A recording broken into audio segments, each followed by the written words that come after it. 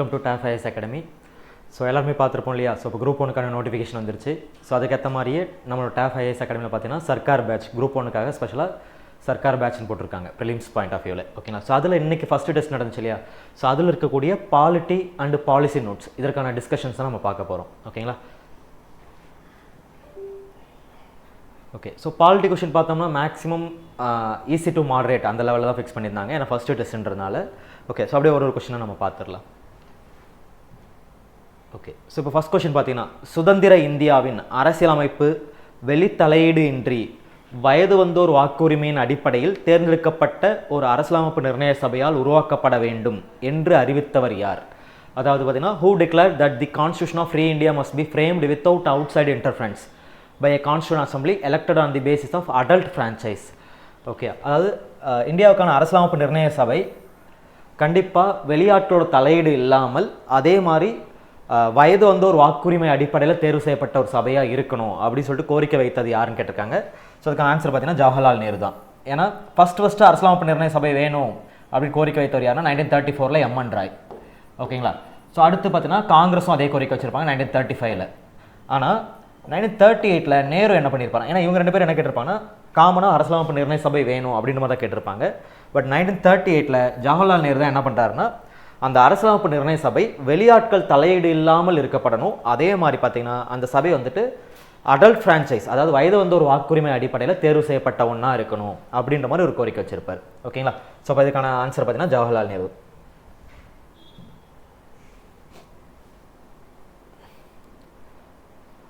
Okay, so அடுத்த question பார்த்தீங்கன்னா current affairs ரிலேட்டடாக இருக்குது. Okay, recently in which of the following case the Supreme Court of India view the Ministry of Home Affairs advisory on playing Vande Mataram in full at public events?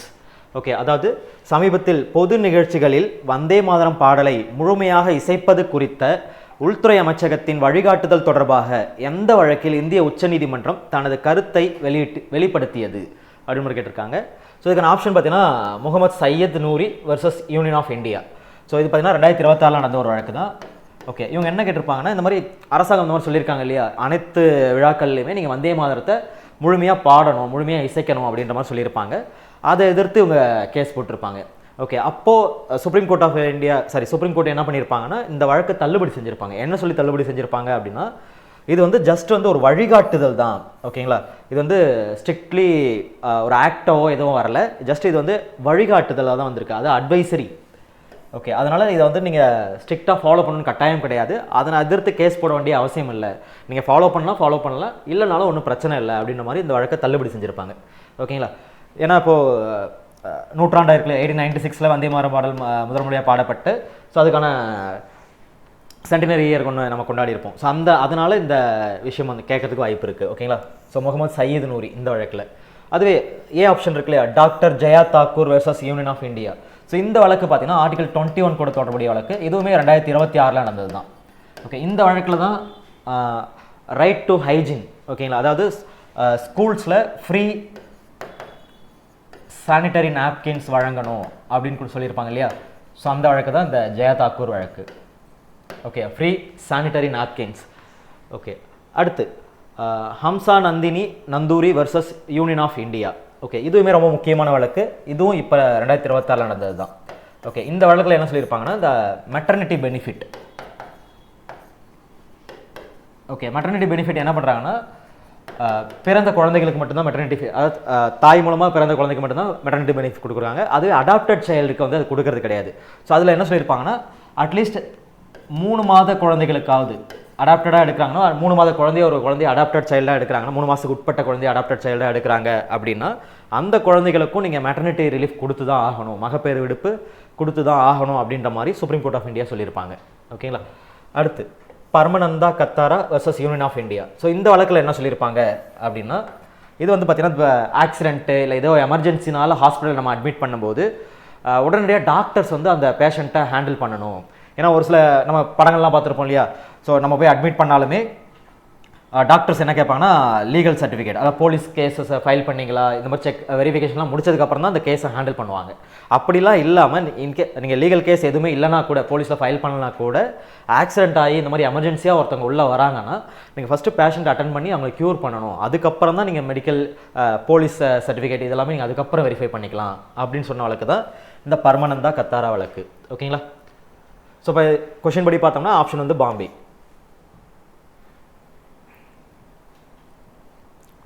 Okay, so இதெல்லாமே ஈஸியான questions தான். ஓகேங்களா? ஏன்னா நம்ம syllabus பார்த்துருப்பீங்க, first of தான் பாலிட்டியில் இருக்கக்கூடிய DPSP இருக்குன்னு தான், டிபிஎஸ்பி ஃபண்டமெண்டல் டியூட்டிஸ் இருக்குன்னு இருக்கிறனால பார்ட்ஸ் ஷெடியூல்ஸ் இதை பார்த்தீங்கன்னா பேசிக் கொஷின்ஸ்லாம் இருக்கும். ஓகே, ஸோ இந்த கொஷின் பார்த்தீங்கன்னா தெரியும். சூஸ் த இன்கரெக்ட் பேர். ஓகே, தவறான இணையை கண்டுபிடிக்கணும்னு கொடுத்துருக்காங்க. ஸோ ஒரு சைடு வந்து பகுதிகளோட எண்ணிக்கை, இன்னொரு சைடு பார்த்தீங்கன்னா அமெண்ட்மெண்ட்ஸ். இப்போ பகுதி 7, so deleted by the 7th constitutional amendment, இது கரெக்ட் தான். ஏன்னா பகுதி 7 வந்து 7வது சட்டத்திட்டம் 1956 நீக்கப்பட்டது, பார்ட் ஏபிசி. ஸோ அதை வந்து நீக்கியிருப்பாங்க. ஓகேங்களா?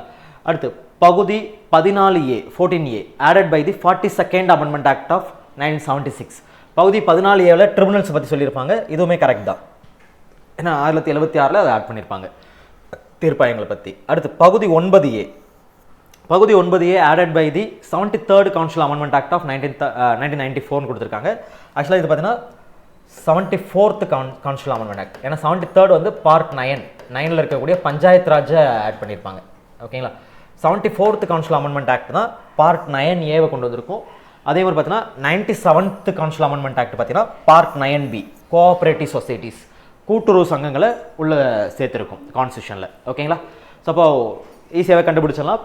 ஆப்ஷன் வந்து சி தான். பார்ட் 9A வந்துட்டு ஆடட் பை 73rd கொடுத்துருக்காங்க. ஆக்சுவலாக 74th amendment act. Okay, so இதுவுமே ஈஸியான கொஸ்டின் தான். அது பார்த்தீங்கன்னா ஸ்டேட் ரீஆர்கனைசேஷன் அந்த ஏரியாவில் எடுத்த கொஸ்டின் வந்து அது க்ரானலாஜிக்கல் ஆர்டர், அதை மாநில உருவாக்கத்தின் அடிப்படையில் இதை வரிசைப்படுத்த சொல்லியிருக்காங்க. ஓகேங்களா? நம்ம பார்த்துருப்போம் இல்லையா, ஸ்டேட் ரீஆர்கனைசேஷன் ஆக்ட் 1956 வந்தபோது ஒரு 14 மாநிலங்களை உருவாக்கியிருப்பாங்க. ஸோ அதுக்கப்புறமா அந்த மாநிலங்கள் தான் 15வது மாநிலம் எது, 16வது மாநிலம் எதுன்னு சொல்லிட்டு கேட்டிருப்பாங்க. அப்படி தான் இந்த ஸ்டேட்ஸை நம்ம இப்போ வகைப்படுத்த போகிறோம். ஓகேங்களா? இப்போ சிக்கிம் பார்த்தீங்கன்னா 1975 உருவாக்கியிருப்பாங்க. ஏன்னா Sikkim 36th constitutional amendment act மூலமாக அதுக்கு முன்னாடி வரைக்கும் என்னவா இருந்திருக்கும், அசோசியேட் ஸ்டேட்டாக இருந்திருக்கும். ஓகே, அதை தான் என்ன பண்ணியிருப்பாங்க, அப்ரூவ்டு ஸ்டேட்டாக மாற்றிருப்பாங்க. அசோசியேட், அதாவது இணை மாநிலம்லேருந்து முழுமையான மாநிலமாக 1975 இந்தியா கூட இணைச்சிருப்பாங்க. ஓகேங்களா? அடுத்து பார்த்தீங்கன்னா நாகாலாந்து பார்த்தீங்கன்னா அஸ்ஸாம்லேருந்து பிரிஞ்சு வந்த ஒரு ஏரியா. ஓகே, அஸ்ஸாம்லேருந்து பிரிஞ்சு வந்த ஒரு ஏரியா தான் நாகாலாந்து. ஸோ நாகாலாந்து பார்த்தீங்கன்னா 16வது மாநிலம். ஏன்னா 15வது மாநிலம் வந்து குஜராத், அடுத்த மாநிலமாக நாகாலாந்து வந்திருக்கும் 16வது மாநிலம். ஓகே, ஸோ கிட்டத்தட்ட 1963 1963 16வது மாநிலமாக இணைச்சிருப்பாங்க நாகாலாந்து. ஓகேங்களா? அடுத்து சத்தீஸ்கர் பார்த்தீங்கன்னா 2000ஆம் ஆண்டு. ஓகேங்களா? மத்திய பிரதேஷ்லேருந்து வெளியில் வந்திருக்கும் சத்தீஸ்கர். ஸோ 2000ஆம் ஆண்டு சத்தீஸ்கரை உருவாக்கியிருப்பாங்க. ஓகே, அடுத்து பார்த்தீங்கன்னா கோவா பார்த்தீங்கன்னா 1987.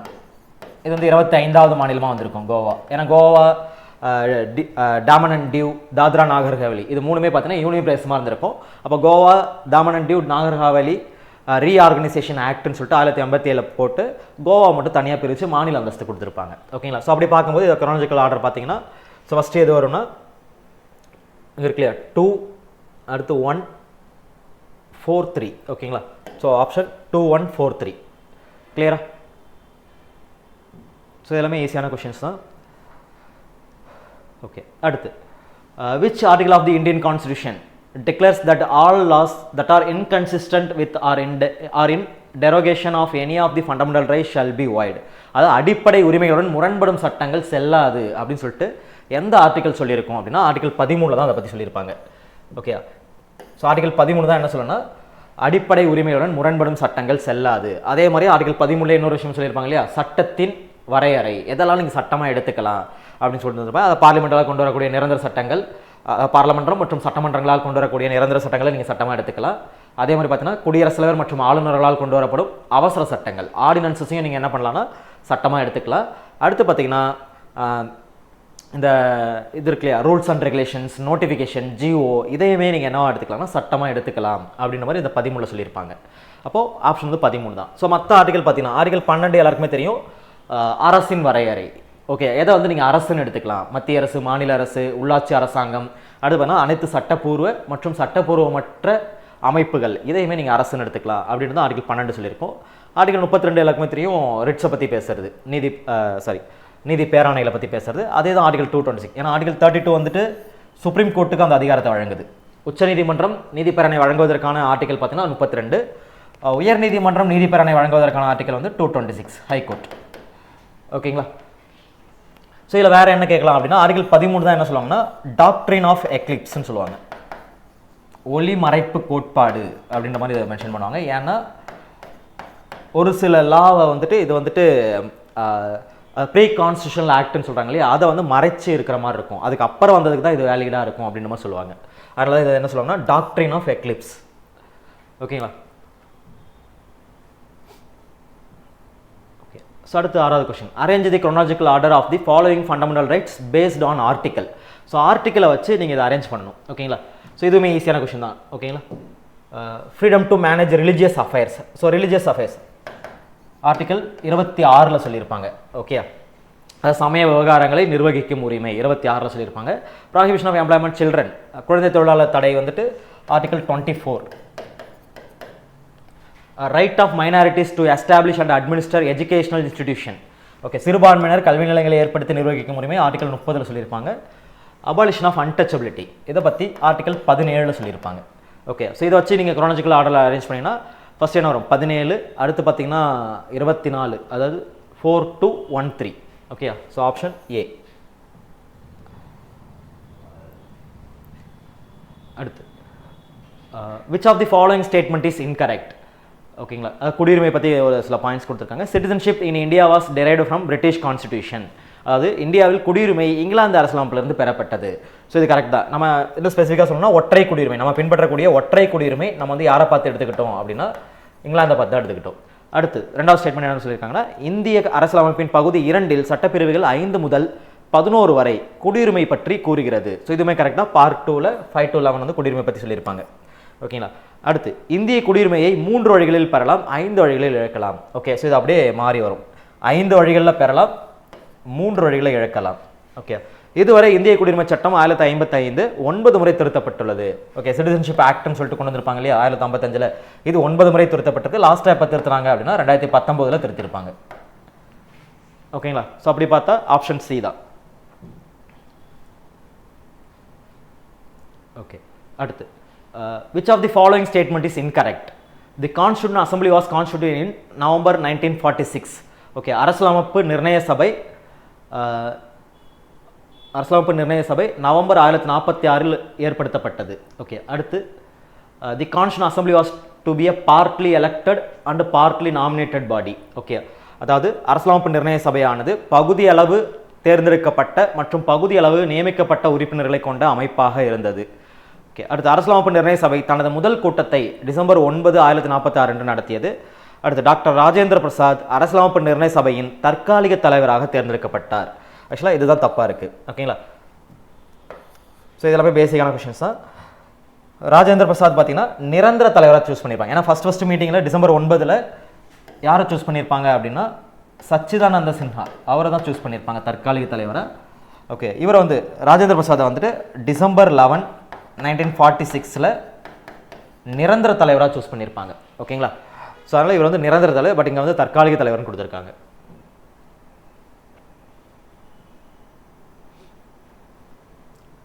ஓகே, அடுத்து மேட்ச் த ஃபாலோயிங். ஸோ இதுவுமே ஈஸி தான். நாடுகளும் பெறப்பட்டவையும் என்னென்ன நாடுகள்லேருந்து நம்ம என்னென்ன விஷயங்களை பாரோ பண்ணியிருக்கோம் அப்படின்னா British constitution, rule of law, சட்டத்தின் ஆட்சின்ற விஷயம் பிரிட்டிஷ்லேருந்து எடுத்திருப்போம். அடுத்து யூஎஸ்லேருந்து எடுத்தது தான் நீதி புனராய்வு, ஜுடிஷியல் ரிவ்யூ. அடுத்து Canadian constitution, federation with strong centre, மத்தியில் பலம் வாய்ந்த கூட்டாட்சி முறை அப்படின்ற கான்செப்ட் வந்து கனடா பார்த்து எடுத்திருப்போம். ஆஸ்திரேலியாவில் வந்து பார்த்தீங்கன்னா பொதுப்பட்டியல், கன்கரண்ட் லிஸ்ட். ஆஸ்திரேலியா பொதுப்பட்டியல், ஜாயின்ட் சிட்டிங், இதெல்லாம் பார்த்தீங்கன்னா ஆஸ்திரேலியா. ஓகேங்களா? ஸோ அப்படி பார்த்தோன்னா ஆப்ஷன் இதில் கொடுத்துருக்காங்க இல்லையா 2, 1, 4, 3. ஓகே, அடுத்து பார்த்தீங்கன்னா arrange the chronological order of the following fundamental rights. Right to assemble peacefully and without arms. ஆக்சுவலாக இது 19ல் இருக்கக்கூடிய விஷயங்கள். ஓகே, ஏன்னா 19 பார்த்தீங்கன்னா 6 வகையான சுதந்திரங்களை கொடுக்குது. ஓகேங்களா? அப்படி என்னென்ன கொடுக்குது அப்படின்னு பார்த்தீங்கன்னா பேச்சுரிமை, கருத்துரிமை, கூட்டம் கூடுவதற்கான சுதந்திரம், அடுத்து சங்கங்கள் மற்றும் கழகங்கள். ஸோ இந்த மாதிரி 6 வகையாக கொடுக்குறாங்க. அப்படி ஃபர்ஸ்ட் ஒன் பார்த்தீங்கன்னா right to assemble peacefully and without arms. ஓகேங்களா? ஸோ ஆயுதங்களின்றி அமைதியாக கூடுவதற்கான சுதந்திரம். இது எங்கே கொடுத்துருப்பாங்க அப்படின்னா 19(1)(b). ஓகேங்களா? அடுத்து right to freedom of speech and expression, இது 19(1)(a)ல சொல்லியிருப்பாங்க, பேச்சு மற்றும் கருத்துக்களை வெளியிடும் சுதந்திரம். அடுத்து right to move freely throughout the territory of India, இந்தியாவிற்குள் எங்கும் செல்லும் சுதந்திரம். ஓகே, இது வந்து 19(1)(d). ஓகே, அடுத்து right to form association or unions or cooperative society, சங்கங்கள் மற்றும் கழகங்கள் அமைத்துக் கொள்வதற்கான சுதந்திரம் வந்துட்டு 19(1)(c). ஓகே, அடுத்து right to practise any profession or to carry on any occupation, இது வந்து 19(1)(g). Okay, right to reside and settle in any part of the territory of India, இதை தான் வந்துட்டு உங்களுக்கு பார்த்தீங்கன்னா 19(1)(d) இருக்கா? ஓகே, இ. ஓகே, ஸோ இயில் சொல்லியிருப்பாங்க. எஃப் வந்து கேன்சல் ஆகும், ஏன்னா எஃப்ல தானே சொல்லியிருப்போம்னா freedom to having freedom of ப்ராப்பர்ட்டியை பற்றி சொல்லியிருப்பாங்க 19(1)(f)ல. 19(1)(f) தான் நம்ம 44th அமெண்ட்மெண்ட் ஆக்ட் 1978ல ரிமூவ் பண்ணியிருக்காங்க. ஓகேங்களா? அப்போ இதை பற்றி நீங்கள் குரோனாலஜிக்கல் ஆர்டரில் அரேஞ்ச் பண்ணணும், ஏபிசிடி இந்த மாதிரின்ட்டு. ஸோ அப்படி பார்க்கும்போது ஆப்ஷன் என்ன வரும் அப்படின்னு பார்த்தீங்கன்னா 214365. ஓகே, ஸோ அடுத்ததாக பார்த்தீங்கன்னா அடுத்த question, the correct statement about fundamental rights are, அடிப்படை உரிமைகள் குறித்த சரியான கூற்றுகள் எவை? இவ்வுரிமைகள் முழுமையானவை. ஓகேங்களா? ஸோ இந்த உரிமைகள் முழுமையானவைன்னு சொல்லியிருக்காங்க, அதாவது அப்சல்யூட்னு சொல்லியிருக்காங்க. பட் உண்மையிலே எப்படி இருக்கும்? அடிப்படை உரிமைகள் முழுமையானவை அல்ல, ஆனால் தகுதி வாய்ந்தவை. அப்போ இது வந்து தப்பு. ஓகே, அடிப்படை உரிமைகள் கொடுத்த சரியான கூற்று. ஓகே, ஃபர்ஸ்ட் ஒன் வந்து தப்பு. ஓகே, அடுத்து தேசிய அவசர நிலையின் போது சிலவற்றை தவிர மற்றவை இடைநிறுத்தப்படலாம். ஓகேங்களா? தேசிய அவசர நிலையின் போது, அது நேஷனல் எமர்ஜென்சி டைமில் என்ன பண்ணலாம்? அடிப்படை உரிமைகளில் எல்லாமே சஸ்பெண்ட் ஆகிடும், ஒரு சில ஆர்டிகல் மட்டும் சஸ்பெண்ட் ஆகுது, எக்ஸப்ட் ஆர்டிகல் 20 and 21 சொல்லியிருப்பாங்க இல்லையா? ஸோ இது மட்டும் சஸ்பெண்ட் ஆகுது, மற்ற எல்லாமே சஸ்பெண்ட் ஆகிடும். அப்போ இது வந்து கரெக்டாக இருக்குது. அடுத்து இவை இந்திய குடிமக்களுக்கு மட்டுமே கிடைக்கக்கூடியவை. ஓகேங்களா? இதுவுமே தப்பு, ஏன்னா இந்திய குடிமக்களுக்கு மட்டுமே கிடைக்கக்கூடியவன்னு பார்த்தீங்கன்னா ஒரு 5 ஆர்டிகல் தான் இருக்கும், 15, 16, 19, 29, 30. இந்த 5 ஆர்டிகல் மட்டும்தான் இந்திய குடிமக்களுக்கு மட்டுமே கிடைக்கக்கூடிய உரிமைகள். மற்ற எல்லாமே பார்த்தீங்கன்னா இந்தியன்ஸ்க்கும் உண்டு, ஃபாரினர்ஸ்க்கும் உண்டு. ஓகேங்களா? அப்படின்றப்போ 1 and 3 வந்து ராங்காக இருக்குது. ஆக்சுவலாக இது வந்து கொஸ்டின் மாற்றிருப்பாங்க உங்களுக்கு, இங்கே வந்து சரியான கூற்றுகள் இல்லை, தவறான கூற்றுகளை காண்கன்னு சொல்லியிருப்பாங்க. அப்படி பார்க்கும்போது ஆப்ஷன் ஏ வரும். ஓகே, 1 மற்றும் 3 தான் வந்து தவறு, ரெண்டாவது ஸ்டேட்மெண்ட் வந்து கரெக்டாக இருக்குது. ஓகேங்களா?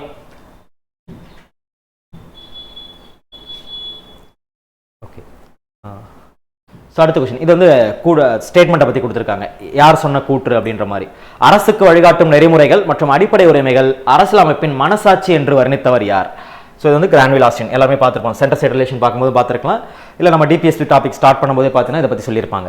ஓகே, அடுத்த ஆப்ஷன்லாம் இருக்கு இல்லையா? இப்போ மோரிஸ் ஜான்ஸ் என்ன சொல்லியிருப்பாரு அப்படின்னு பார்த்தீங்கன்னா, ஓகே, கேசிவியர் பார்த்தீங்கன்னா குவாசி ஃபெடரல், அது அரைகுறை கூட்டாட்சின்னு சொன்னவர் யாருன்னா கேசிவியர்.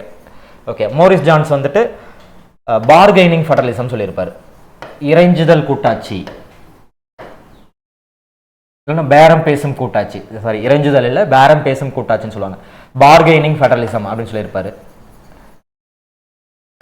ஓகே சார், ஐவர் ஜென்னிங்ஸ் தெரியும் இல்லையா? சார் என்ன சொல்லியிருப்பாருன்னா லாயர் பேரடைஸ், நம்ம கான்ஸ்டியூஷனே எப்படி இருக்குன்னா ஒரு வழக்கறிஞர்களின் சொர்க்கம் மாதிரி இருக்கு, ஏன்னா எல்லாருமே வழக்கறிஞர்களாக இருக்கிறதுனால ரொம்ப டெக்னிக்கலான வார்த்தைகள் யூஸ் பண்ணியிருக்காங்க அப்படின்றதுனால நம்மளோட கான்ஸ்டியூஷன் இந்த மாதிரி இருக்குன்னு சொல்லியிருப்பாரு. ஓகேங்களா? ஸோ இதுக்கான ஆப்ஷன் பார்த்தீங்கன்னா கிரான்வில் ஆஸ்டின்.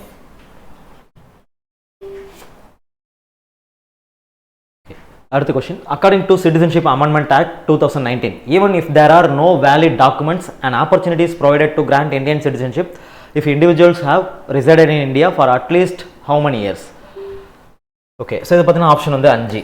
ஏன்னா நம்ம முன்னாடி ஒரு கொஸ்டினில் பார்த்தோம் இல்லையா, குடியுரிமை திருத்த சட்டம் 1955, சிட்டிசன்ஷிப் ஆக்ட் 1955 வந்துட்டு இது வரைக்கும் 9 முறை திருத்தம் தான் நம்ம பார்த்தோம். அப்போ லாஸ்ட்டாக எப்போ திருத்தினாங்க அப்படின்னா 2019 திருத்துறாங்க. 19 என்ன திருத்தம் கொண்டு வந்தாங்க அப்படின்னா, இதுக்கு முன்னாடி வர, இப்போ 2019க்கு முன்னாடி வர இந்தியாவில் இயல்புரிமை மூலமாக நம்ம குடியுரிமை வாங்கணும் அப்படின்னா என்ன கண்டிஷன் அப்படின்னா, கடைசியாக வசித்த 11 ஆண்டுகளில், இந்தியாவில் நீங்கள் கடைசியாக வசித்த 11 ஆண்டுகளில், சரி 14 ஆண்டுகளில் 11 ஆண்டுகள் நீங்கள் தொடர்ச்சியாக இந்தியாவில் இருந்திருக்கணும். ஓகே, அதாவது மொத்தம் இருக்கக்கூடிய நீங்கள் 14 ஆண்டுகளில் சிட்டிசன்ஷிப் அப்ளை பண்ணுறதுக்கு முன்னாடி இருக்கக்கூடிய 14 ஆண்டுகளில் 11 ஆண்டுகள் அந்த கவுண்டிங் டேஸ் வரும் இல்லையா, 11 ஆண்டுகள்ன்றப்போ 365 நாட்கள் நீங்கள் போட்டு கால்குலேட் பண்ணிங்கன்னா வரும். ஸோ அத்தனை நாட்கள் நீங்கள் இந்தியாவில் வசிச்சாதான், அதாவது 14 வருடங்களில் 11 ஆண்டுகள் நீங்கள் இந்தியாவில் இருந்திருக்கணும். அப்படி இருந்தால் தான் உங்களுக்கு குடியுரிமை தரப்படும் சொல்லியிருந்தாங்க. பட் இங்கே 2019 என்ன பண்ணிட்டாங்கன்னா டிசம்பர் 31, 2014 ஓகே இந்த டேட்டுக்கு முன்னாடி நீங்கள் வந்துருக்கு. இதான் டெட்லைன். ஏன்னா 5 ஆண்டுகள் சொல்லியிருக்காங்க இல்லையா. ஸோ அப்போ 2019 5 ஆண்டுகள் வரும். இதுக்கு முன்னாடி நீங்கள் 5 ஆண்டுகள் இந்தியாவில் வசிச்சிருந்தாலே போதும். 2019 சட்டம் வரதுக்கு 5 ஆண்டுகள், இந்த சட்டம் வரதுக்கு முன்னாடி 5 ஆண்டுகள் இந்தியாவில் வசிச்சாலே போதும். அதாவது நீங்கள் இதை எப்படி சொல்லுவாங்கன்னா 1+5 சொல்லுவாங்க. ப்ரிசீடிங் 5 இயர்ஸ்னு சொல்லுவாங்க. ஓகே நீங்கள் அப்ளை பண்ணுறீங்க இல்லையா. ஓகே நீங்கள் 1 இயர் ரிசைட் பண்ணிட்டு தான் நீங்கள் அப்ளை பண்ணுவீங்க. ஓகே ஓராண்டு வசிப்புக்கு பின்னர் அப்ளை பண்ணணும்.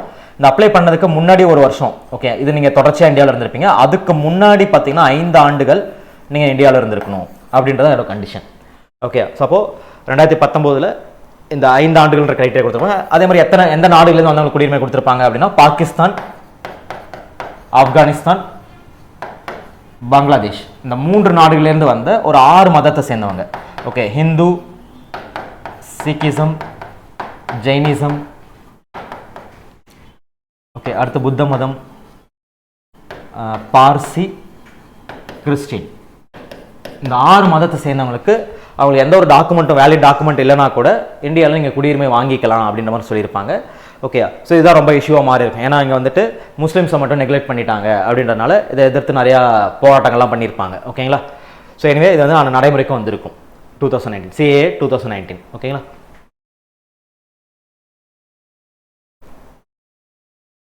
ஓகே ஸோ அடுத்த கொஸ்டின் பார்த்தீங்கன்னா on January 24, 1950 the Constitutional Assembly held its final session. Which of the following was not matched among the features accepted by the Constitutional Assembly during its final session? Okay அதாவது 1950 ஆண்டு ஜனவரி 24 அன்று அரசியலமைப்பு நிர்ணய சபையின் இறுதி அமர்வு நடைபெற்றது. அந்த இறுதி அமர்வில் மேற்கொள்ளப்பட்ட நடவடிக்கைகளில் பின்வருவனவற்றுள் எது இடம்பெறவில்லை? ஓகேங்களா. ஏன்னா ஜனவரி 24, 1950 ஒரு 3 விஷயம் அடாப்ட் பண்ணியிருப்பாங்க. ஒன்று நேஷனல் ஆந்தம், நேஷனல் சாங்கு, அடுத்து பார்த்தீங்கன்னா டாக்டர் ராஜேந்திர பிரசாத் என்ன பண்ணியிருப்பாங்கன்னா இந்திய குடியரசுத் தலைவராக தேர்வு செஞ்சுருப்பாங்க. இந்த 3 விஷயங்கள் நடந்திருக்கும். பட் டி ஆப்ஷன் இருக்கு இல்லையா, இட் அடாப்டட் தி நேஷனல் ஃபிளாக்னு கொடுத்துருக்காங்க. நேஷனல் ஃபிளாக் எப்போ அடாப்ட் பண்ணியிருப்பாங்க அப்படின்னா ஜூலை 22, 1947 அடாப்ட் பண்ணியிருப்பாங்க. ஓகேங்களா. அப்போது இதுதான் தப்பு. அதே ஜனவரி 24, 1950 தான் நம்ம இந்தியாவோட கான்ஸ்டியூஷன் அசம்பிளியோட லாஸ்ட் மீட்டிங் சொல்கிறாங்க இல்லையா. ஸோ மொத்தம் இருக்கக்கூடிய 299 உறுப்பினர்களில் 284 பேர் ப்ரெசென்ட் ஆகிருப்பாங்க. ஓகேங்களா. இந்த 284 பேருமே என்ன பண்ணியிருப்பாங்கன்னா நம்மளோட அரசியலமைப்பில் கையெழுத்திட்டிருப்பாங்க. ஓகே அப்போ மொத்தம் 3 காப்பி இருந்திருக்குன்னு சொல்லுவாங்க. ஒன்று original Hindi version, original English version, அடுத்து இங்கிலீஷ் வெர்ஷனோட ஒரு காப்பி. ஓகே ஸோ இந்த மாதிரி ஹிந்தி, இங்கிலீஷ், அடுத்து ஒரு இங்கிலீஷ் வெர்ஷனோட காப்பி, இந்த மாதிரி 3 வெர்ஷனாக கான்ஸ்டியூஷன் இருந்திருக்கும். இந்த 3த்துலையுமே இந்த 284 உறுப்பினர் ப்ரெசென்ட்டான எல்லாருமே சைன் பண்ணியிருப்பாங்க. அப்படி ஃபஸ்ட்டு சைன் பண்ணது யார் அப்படின்னா ஃபஸ்ட்டு சைன் பண்ணது நேரு. ஏன்னா அப்போ அவர் வந்து இடைக்கால பிரதமராக இருந்திருப்பார். அதனால் பிரதமருக்கு நிறைய வேலைகள் இருக்கணும். ஃபஸ்ட்டு அவரை அழைச்சி சைன் பண்ண வச்சுருப்பாங்க. லாஸ்ட்டு சைன் பண்ணது யார் அப்படின்னா ஃபெரோஸ் காந்தி. ஓகேங்களா. இவரும் ஜவஹர்லால் நேரு ஃபேமிலி தான். ஏன்னா இந்திரா காந்தியோட ஹஸ்பண்ட் இருக்கார் இல்லையா, அவர் வந்து ஃபெரோஸ் காந்தின்னு சொல்லுவாங்க. ஸோ இவர் தான் வந்து லாஸ்ட்டாக சைன் பண்ணவர். ஓகே இதில் வேறு என்ன கேட்கலாம் அப்படின்னா இதில் இந்த 3 வருஷன்லையுமே தமிழில் கையொப்பமிட்ட முதல் நபர் யார், இல்லை ஒரே நபர் யார் அப்படின்னா MC வீரபாகு பிள்ளை.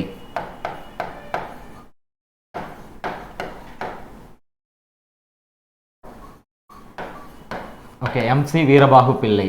ஸோ இவர் தான் என்ன பண்ணியிருப்பாருன்னா அரசியலமைப்பில் தமிழில் கையெழுத்திட்ட ஒரு நபர்னு சொல்லியிருப்பாங்க, MC வீரபாகு பிள்ளை. ஓகே ஸோ இது வந்து எக்ஸ்ட்ரா டேட்டா தான், மேபி ஸ்டேட்மெண்ட்டில் கேட்டால் தெரியணும்.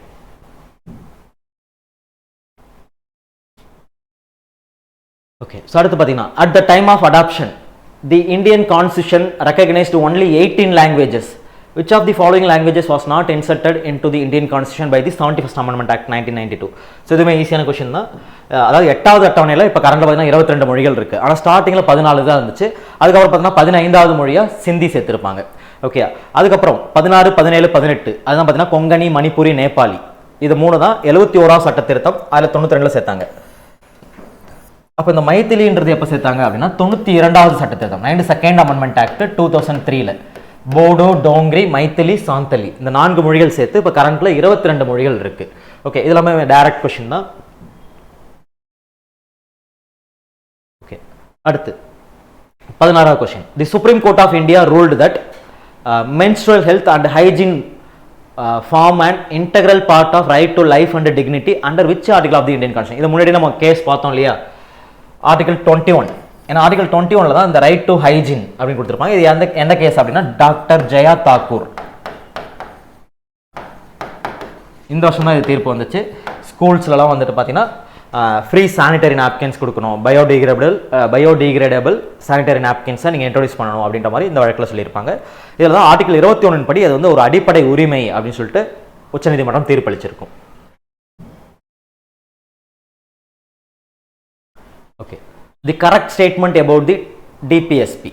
ஓகே, அரசு நெறிமுறை கோட்பாடுகள் குறித்த சரியான கூற்றுகள். இதுவுமே ஈஸியான கொஸ்டின் தான். இவை அயர்லாந்து அரசியலமைப்பிலிருந்து பெறப்பட்டவை. கரெக்ட். ஓகேங்களா, ஏன்னா நம்ம டிபிஎஸ்பி யாரை பார்த்து எடுத்திருப்போம் அப்படின்னா அயர்லாந்து தான் எடுத்திருப்போம். அயர்லாந்து யாரை பார்த்து எடுத்திருப்பாங்க அப்படின்னா ஸ்பெயினை பார்த்து எடுத்திருப்பாங்க. ஓகே, இது வந்து அரசுக்கான ஒரு வழிகாட்டுதல் தான். ஓகே, அப்போ ஃபர்ஸ்ட் கொண்டு வந்தது யாருன்னா ஸ்பெயினை பார்த்து தான் அயர்லாந்து எடுத்தாங்க. நம்ம வந்து காப்பி பண்ணது யாரை பார்த்து எடுத்தோம்னா அயர்லாந்து பார்த்து காப்பி பண்ணியிருப்போம். இவை அரசியலமைப்பின் பகுதி 5 சேர்க்கப்பட்டுள்ளன. ஆக்சுவலாக இது தப்பு. ஓகே, பகுதி 4 தான் என்ன இருக்கும், டிபிஎஸ்பின்னு ஒரு கான்செப்ட் இருக்கும். ஓகே, அடுத்து இவை ஜனநாயகத்திற்கு சமூக மற்றும் பொருளாதார அடித்தளத்தை வழங்க முற்படுகின்றன. இதோட நோக்கமே என்னன்னா சமூக மற்றும் பொருளாதார ஜனநாயகம், சோஷியோ அண்ட் எக்கனாமிக்கல் டெமோக்ரஸின்னு சொல்லுவாங்க இதோட மோட்டோ. அதே அடிப்படை உரிமைகள் பார்த்தீங்கன்னா பொலிட்டிக்கல் டெமோக்ரஸி, அரசியல் ஜனநாயகத்தை மேம்படுத்தும்னு சொல்லுவாங்க. பட் இங்கே பார்த்தீங்கன்னா சமூக மற்றும் பொருளாதார அடித்தளத்தை வழங்க முற்படுகின்றன. அடுத்து அரசு இவற்றை கட்டாயமாக செயல்படுத்த வேண்டும். ஸோ அப்படி பார்த்தா தேர்ட் ஒன்றும் கரெக்ட், ஃபர்ஸ்ட் ஒன்று கரெக்ட். ஃபோர்த் ஒன் பார்த்தீங்கன்னா அரசு இவற்றை கட்டாயமாக செயல்படுத்த வேண்டும். ஓகே, இது வந்து கட்டாயமாக பண்ண வேண்டிய அவசியம் இல்லை. It is a moral sanction சொல்லுவாங்க. அரசு நினைத்தால் இதை பண்ணலாம். ஓகே, அவங்க நல்ல கவர்மெண்ட் பண்ணணும், நல்ல கவர்னன்ஸ் கொடுக்கணும் அப்படின்னு நினைச்சா இதை செயல்படுத்தலாம். இல்லைனாலும் அதை நம்ம கேள்வி கேட்க முடியாது. ஏன்னா இது இட் இஸ் நான் ஜஸ்டிசபிள் சொல்லியிருப்பாங்க, நீதிக்கு உட்பட்டவை அல்ல. ஓகேங்களா, அப்படின்றப்போ இது கட்டாயமாக செயல்படுத்த வேண்டிய அவசியம் இல்லை. அடுத்து இவை அனைத்தும் காந்திய கொள்கை சார்ந்தவை. இதுவுமே தப்பு. ஏன்னா டிபிஎஸ்பியில் பார்த்தீங்கன்னா மொத்தம் 3 கொள்கைகளாக பிரிச்சிருப்பாங்க. ஆனால் ஒரிஜினல் கான்ஸ்டியூஷன் அந்த மாதிரி பிரிக்கலை. பின்னாலே வந்து அரசியலமைப்பு அறிஞர்கள் தான் என்ன பண்ணாங்கன்னா அதில் இருக்கிற கருத்துக்களை பொறுத்து 3 கொள்கைகளாக பிரிச்சிருப்பாங்க. ஓகே, அதாவது சோசியலிச கொள்கை, இன்னொன்று பார்த்தீங்கன்னா காந்திய கொள்கை, இன்னொன்று பார்த்தீங்கன்னா தாராள அறிவு சார்ந்த கொள்கைகள். இந்த மாதிரி 3 கொள்கைகளாக பிரிச்சிருப்பாங்க. ஓகே, அப்போ வெறும் காந்திய கொள்கைன்றது தப்பு. அப்படி பார்த்தா ஆப்ஷன் வந்து 1 and 3.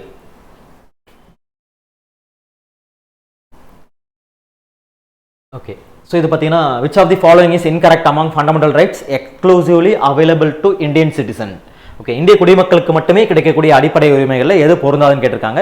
ஸோ இதுவுமே ஈஸியான கொஸ்டின் தான். நம்ம முன்னாடியே பார்த்தோம் இல்லையா, இந்திய குடிமக்களுக்கு மட்டுமே கிடைக்கக்கூடிய அடிப்படை உரிமை பார்த்தீங்கன்னா 15, 16, 19, 29, 30. ஸோ இது 5 ஆர்டிகல் தான் ஒன்லி ஃபார் இந்தியன் சிட்டிசன்ஸ். இது வந்து ஃபாரினர்ஸ்க்கு கிடையாதுன்னு சொல்லியிருப்பாங்க. அப்படி பார்த்தீங்கன்னா 15, 19, 30. ஸோ அப்படி பார்த்தா சட்டப்பிரிவு 24 மட்டும்தான் 2 பேருக்குமே உண்டு. ஃபாரினர்ஸ்க்கும் உண்டு, இந்தியன்ஸ்க்கும் உண்டு. குழந்தை தொழிலாளர் தடை இது கொடுக்கறது. ஓகே, அப்படி பார்த்தா ஆப்ஷன் சி. ஓகே, ஸோ இதில் வேற இன்னொன்று கூட கேட்கலாம் இல்லையா, அடிப்படை உரிமைகளின் தங்க முக்கோணம், கோல்டன் ட்ரையாங்கிள் ஆஃப் ஃபண்டமெண்டல் ரைட்ஸ்னு சொல்லுவாங்க. ஓகே, எப்படி இந்த 5 ஆர்டிகல் வந்துட்டு ஒன்லி ஃபார் இந்தியன்ஸோ அது மாதிரி தங்க முக்கோணம் அடிப்படை உரிமைகள் ரொம்ப முக்கியமான ஆர்டிகல் எது அப்படின்னு பார்த்தீங்கன்னா 14, 19, 21. இந்த 3 ஆர்டிகளும் ரொம்ப ரொம்ப முக்கியமான ஆர்டிகல். அதனால இது வந்து தங்கமான முக்கோணம். ஏன்னா இந்த 3 ஆர்டிகல் இருந்துச்சுன்னா நீங்கள் சமத்துவத்துக்கு உங்களுக்கு கேரண்டீட். ஓகே, ஆர்டிகல் 14 படி நீங்கள் சமத்துவமாக இருக்கலாம். ஆர்டிகல் 19 வந்து உங்களுக்கு சுதந்திரம். ஆர்டிகல் 21 வந்து உங்களுக்கு டிக்னிட்டி, கண்ணியத்தோடு நீங்கள் வாழ முடியும் அப்படின்னு சொல்றதுனால இந்த 3 ஆர்டிகல் தான் என்ன சொல்லுவாங்கன்னா golden triangle of fundamental rights. Okay, so இது அடுத்து பார்த்தீங்கன்னா டைரக்ட் கொஸ்டின் தான். Match the following committees of constitution assembly. ஆக்சுவலாக அரசியலமைப்பு நிர்ணய சபையில் பார்த்தீங்கன்னா பல்வேறு குழுக்களாக பிரிச்சிருப்பாங்க இல்லையா, அதாவது 8 மேஜர் கமிட்டி, 13 மைனர் கமிட்டின்னு சொல்லுவாங்க. ஒரு சில இடங்கள் 15, 14 மாறிக்கிட்டே இருக்கும். பட் கான்ஸ்டன்ட்டாக பார்த்தீங்கன்னா மேஜர் கமிட்டி வந்து 8 தான் இருக்கும். அப்போ 8 பெரிய குழுக்களும் அதோட தலைவர்களும் மேட்ச் பண்ண சொல்லியிருக்காங்க. இதுவுமே ஈஸி தான். Union constitution committee Jawaharlal Nehru. அடுத்து ப்ராவின்ஷியல் கான்ஸ்டியூஷன் கமிட்டி, மாகாண அரசியலமைப்பு குழுவோட தலைவர் யாருன்னா சர்தார் வல்லபாய் பட்டேல். ஓகேங்களா. ஸ்டீரிங் கமிட்டி இயக்க குழுன்னு சொல்றாங்களே, இதோட தலைவர் தான் பார்த்தீங்கன்னா ராஜேந்திர பிரசாத். அடுத்து பார்த்தீங்கன்னா ஹவுஸ் கமிட்டியோட தலைவர் யாருன்னா P Pattabhi Sitaramayya. So option பார்த்தீங்கன்னா 3, 1, 4, 2. ஸோ எல்லாமே டைரக்ட் கொஸ்டின் தான், இதில் பெருசாக எக்ஸ்பிளேஷன் எதுவும் இல்லை. அடுத்து the drafting committee was set up on August 29, 1947 consisting of 7 members including the chairman. Which of the following members replaced the D.P. Kaitan who died in 1948? அதாவது 1947ஆம் ஆண்டு ஆகஸ்ட் 29 அன்று தலைவர் உட்பட 7 உறுப்பினர்களை கொண்ட வரைவு குழு அமைக்கப்பட்டது. 1948 காலமான டிபி கைத்தானுக்கு பதிலாக குழுவில் இணைந்த உறுப்பினர் யாருன்னு கேட்டிருக்காங்க. ஓகே, நம்ம எல்லாருக்குமே தெரியும் இல்லையா? ஸோ 1+6 ஒரு தலைவர் 6 உறுப்பினர் இருந்திருப்பாங்க டிராஃப்டிங் கமிட்டியில். அந்த 6 உறுப்பினர் யாருன்னா அல்லாடி கிருஷ்ணசாமி ஐயர், கோபாலசாமி ஐயங்கார், KM முன்ஷி, மாதவராவ், முகமது சாதுல்லா, TT கிருஷ்ணமாச்சாரி, இந்த மாதிரி 6 பேர் இருந்திருப்பாங்க. இதுல டிபி கைத்தானுக்கு பதிலாக யார் உள்ள வந்தா அப்படின்னு பார்த்தீங்கன்னா TT கிருஷ்ணமாச்சாரி தான். ஓகேங்களா? ஏன்னா Khaitan equal to Krishnamachari, KK நாம வச்சுக்கலாம். அதே மாதிரி பார்த்தீங்கன்னா BL மிட்டர்னு ஒருத்தர் இருந்தார். ஓகேங்களா? BL மிட்டர் பார்த்தீங்கன்னா உடல்நிலை சரியில்லாமல் வெளியில போயிருப்பாரு. அவருக்கு பதிலாக உள்ள வந்தவர் தான் மாதவராவ். ஓகே, ஸோ இதுவுமே ஈஸியாக நாம வச்சுக்கலாம். MM. ஸோ கைத்தானுக்கு பதிலாக வந்தவர் கிருஷ்ணமாச்சாரி, மிட்டருக்கு பதிலாக வந்தவர் மாதவராவ்.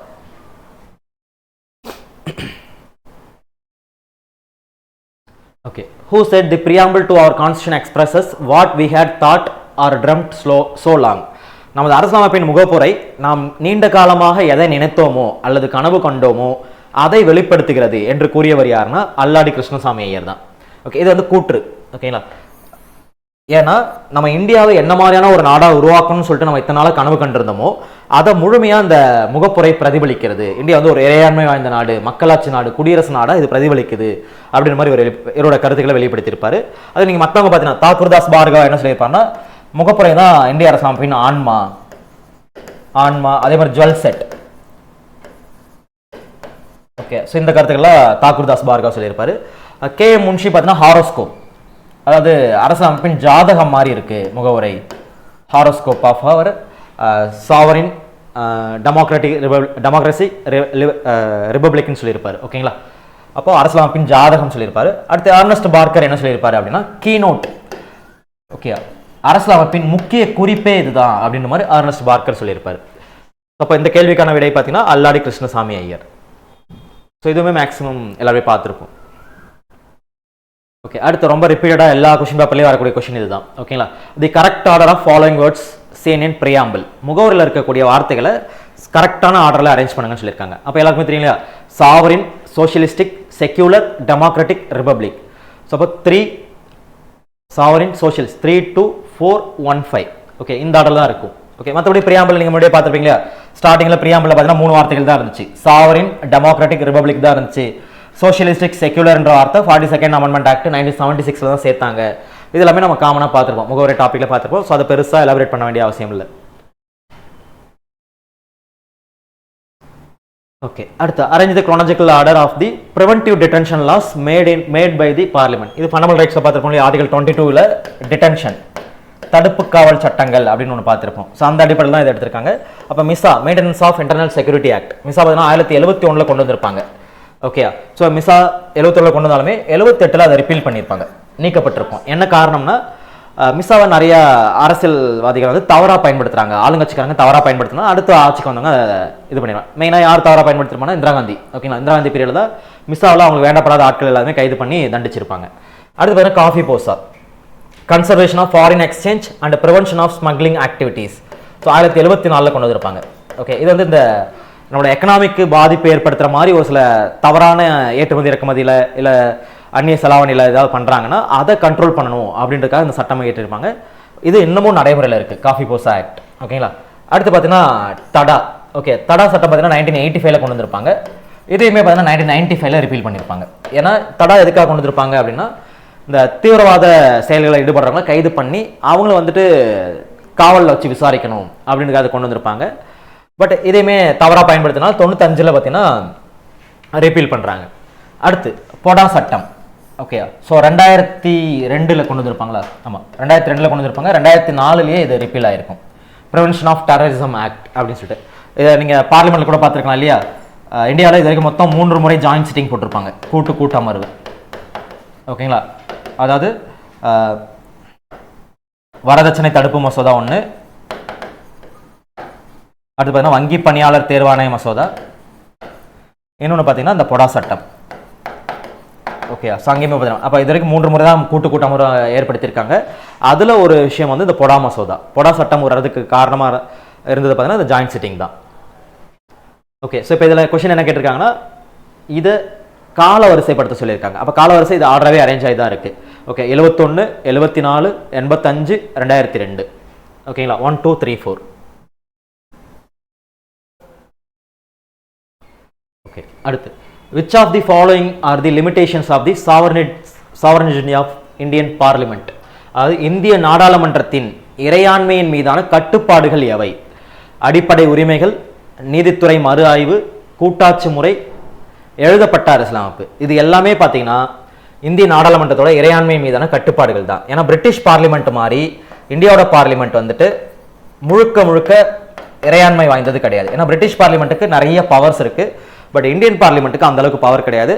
ஸோ அந்த பவர் கண்ட்ரோல் பண்ணுறது தான் யாரெல்லாம் இருக்கா அப்படின்னா கான்ஸ்டியூஷன் சொல்லியிருக்காங்க இல்லையா, அடிப்படை உரிமை, நீதித்துறையோட ஜுடிஷியல் ரிவ்யூ. பார்லிமெண்ட் ஒரு சட்டம் கொண்டு வந்தால் கூட அவங்களோட அதிகாரத்தை யூஸ் பண்ணி ஒரு சட்டம் கொண்டு வந்தால் கூட அதை மறு ஆய்வு செய்யக்கூடிய அதிகாரம் நீதித்துறைக்கு இருக்கு. அப்போ அதை வச்சு என்ன பண்ணுறாங்க, பார்லிமெண்ட்டோட சாவரின் அதை இறையாண்மையை தடுக்கிறாங்க. அதே தான் அடிப்படை உரிமையும் பண்ணுது. இப்போ அடிப்படை உரிமையை மீறுற மாதிரி பார்லிமெண்ட் ஏதாவது சட்டம் கொண்டு வந்தாங்கன்னா அந்த சட்டத்தை விட அடிப்படை உரிமை தான் மேலோங்கி நிற்கும் அப்படின்னு சொல்லிட்டு நம்ம 13லேயே பார்த்துருக்கோம். அப்போ இந்த இடத்துலையும் பார்லிமெண்ட்டோட இறையாண்மை கம்மியாகுது. ஓகே, அடுத்து கூட்டாட்சி முறை. கூட்டாட்சி முறை அதுதான் விளக்குது. ஏன்னா 2 அரசாங்கம் இருக்கு இல்லையா, மத்திய அரசு மாநில அரசு இருக்கும்போது மாநில அரசுக்கு அகேன்ஸ்டா இவங்களால செயல்பட்டா அதுவுமே பெரிய இஷ்யூ கிரியேட் பண்ணும், அதுவுமே அவங்களோட இறையாண்மையை பாதிக்குது. அடுத்து மெயினாக எழுதப்பட்ட அரசியலமைப்பு. ஒரு எழுதப்பட்ட அரசியலமைப்பு என்பது கேரண்டீடாக இந்த பவர் டிஸ்ட்ரிபியூஷனை பாதுகாக்கும்.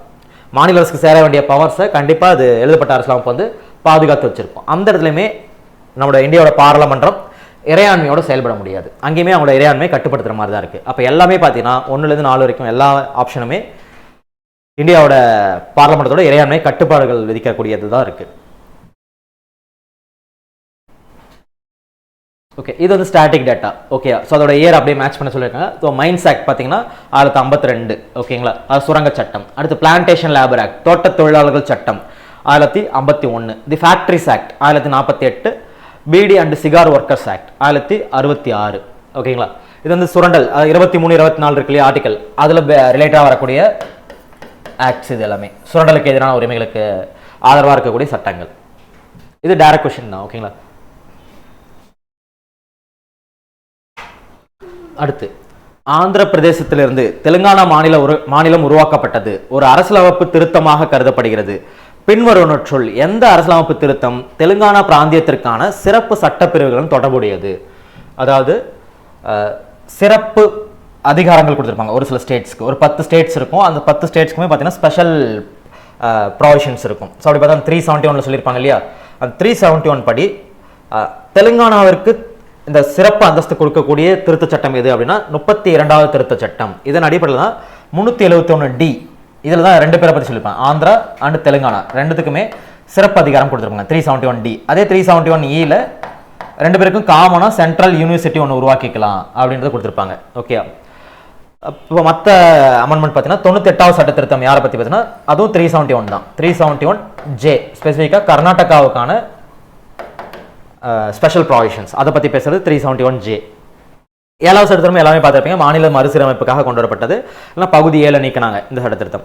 100வது சட்டத்திருத்தம் பார்த்தீங்கன்னா இந்தியாவும் பங்களாதேஷ் அந்த எல்லைகளை மாற்றி அமைச்சுக்கிட்டாங்க இல்லையா, மியூச்சுவலாக எக்ஸ்சேஞ்ச் பண்ணது, இந்தியா பங்களாதேஷ் என்க்ளேவ்னு சொல்லுவாங்க. அதற்காக கொண்டு வரப்பட்டதான் இந்த 100வது சட்ட திருத்த சட்டம். ஓகே, ஸோ அப்படி பார்த்தோன்னா ஆப்ஷன் வந்து 32வது சட்ட திருத்த சட்டம் தான் 1973 கொண்டு வந்தது. இதன் அடிப்படையில் தான் 371D அப்படின்னு சொல்லிட்டு ஆந்திராவுக்கு என்ன பண்ணாங்கன்னா ஸ்பெஷல் பவர் கொடுத்தாங்க, ஸ்பெஷல் ப்ராவிஷன்ஸ். ஓகே, இப்போ ஆந்திரா 2014 பிரியும் போது, ஆந்திரா தெலுங்கானாவை பிரியும் போது அதே 371D தான் ஆந்திராவுக்கும் தெலுங்கானாவுக்கும் ஒரு சேர அவங்களோட ஸ்பெஷல் ப்ராவிஷன்ஸ் பகிரப்படுது. ஓகேங்களா, இதில் வந்து காமன் சென்ட்ரல் யூனிவர்சிட்டி அப்படின்னு கொடுத்துருப்பாங்க.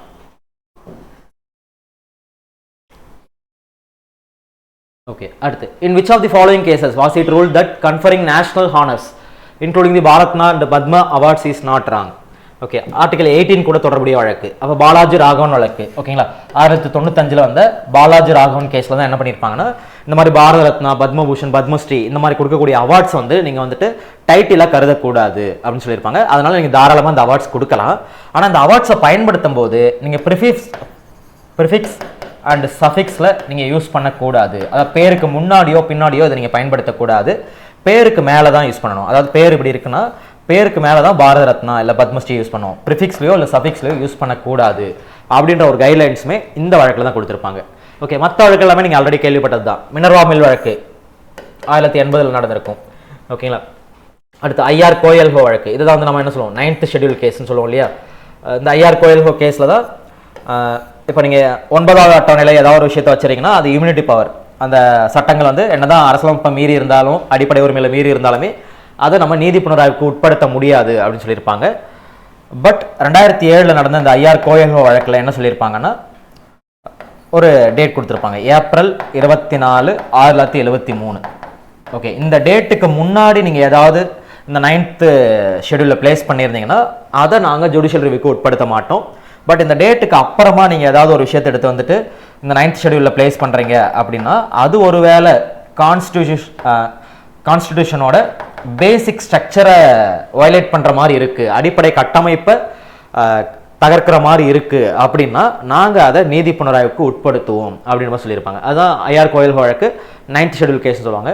ஸோ அடுத்து பார்த்தோம்னா மேனகா காந்தி வழக்கு. ஸோ இது பார்த்தீங்கன்னா 1978 நடந்திருக்கும். இதை தான் நம்ம காமனாக என்ன சொல்லுவோம், பாஸ்போர்ட் வழக்குன்னு சொல்லுவோம் இல்லையா, பாஸ்போர்ட் கேஸ். ஏன்னா மேனகா காந்தி அவர்களோட பாஸ்போர்ட்டை முடக்கியிருப்பாங்க. ஸோ இது பார்த்தீங்கன்னா என்னோட ஆர்டிகல் 21 வயலேட் பண்ணுது அப்படின்னு சொல்லியிருப்பாங்க. ஸோ அந்த வழக்கு தான் Maneka Gandhi case.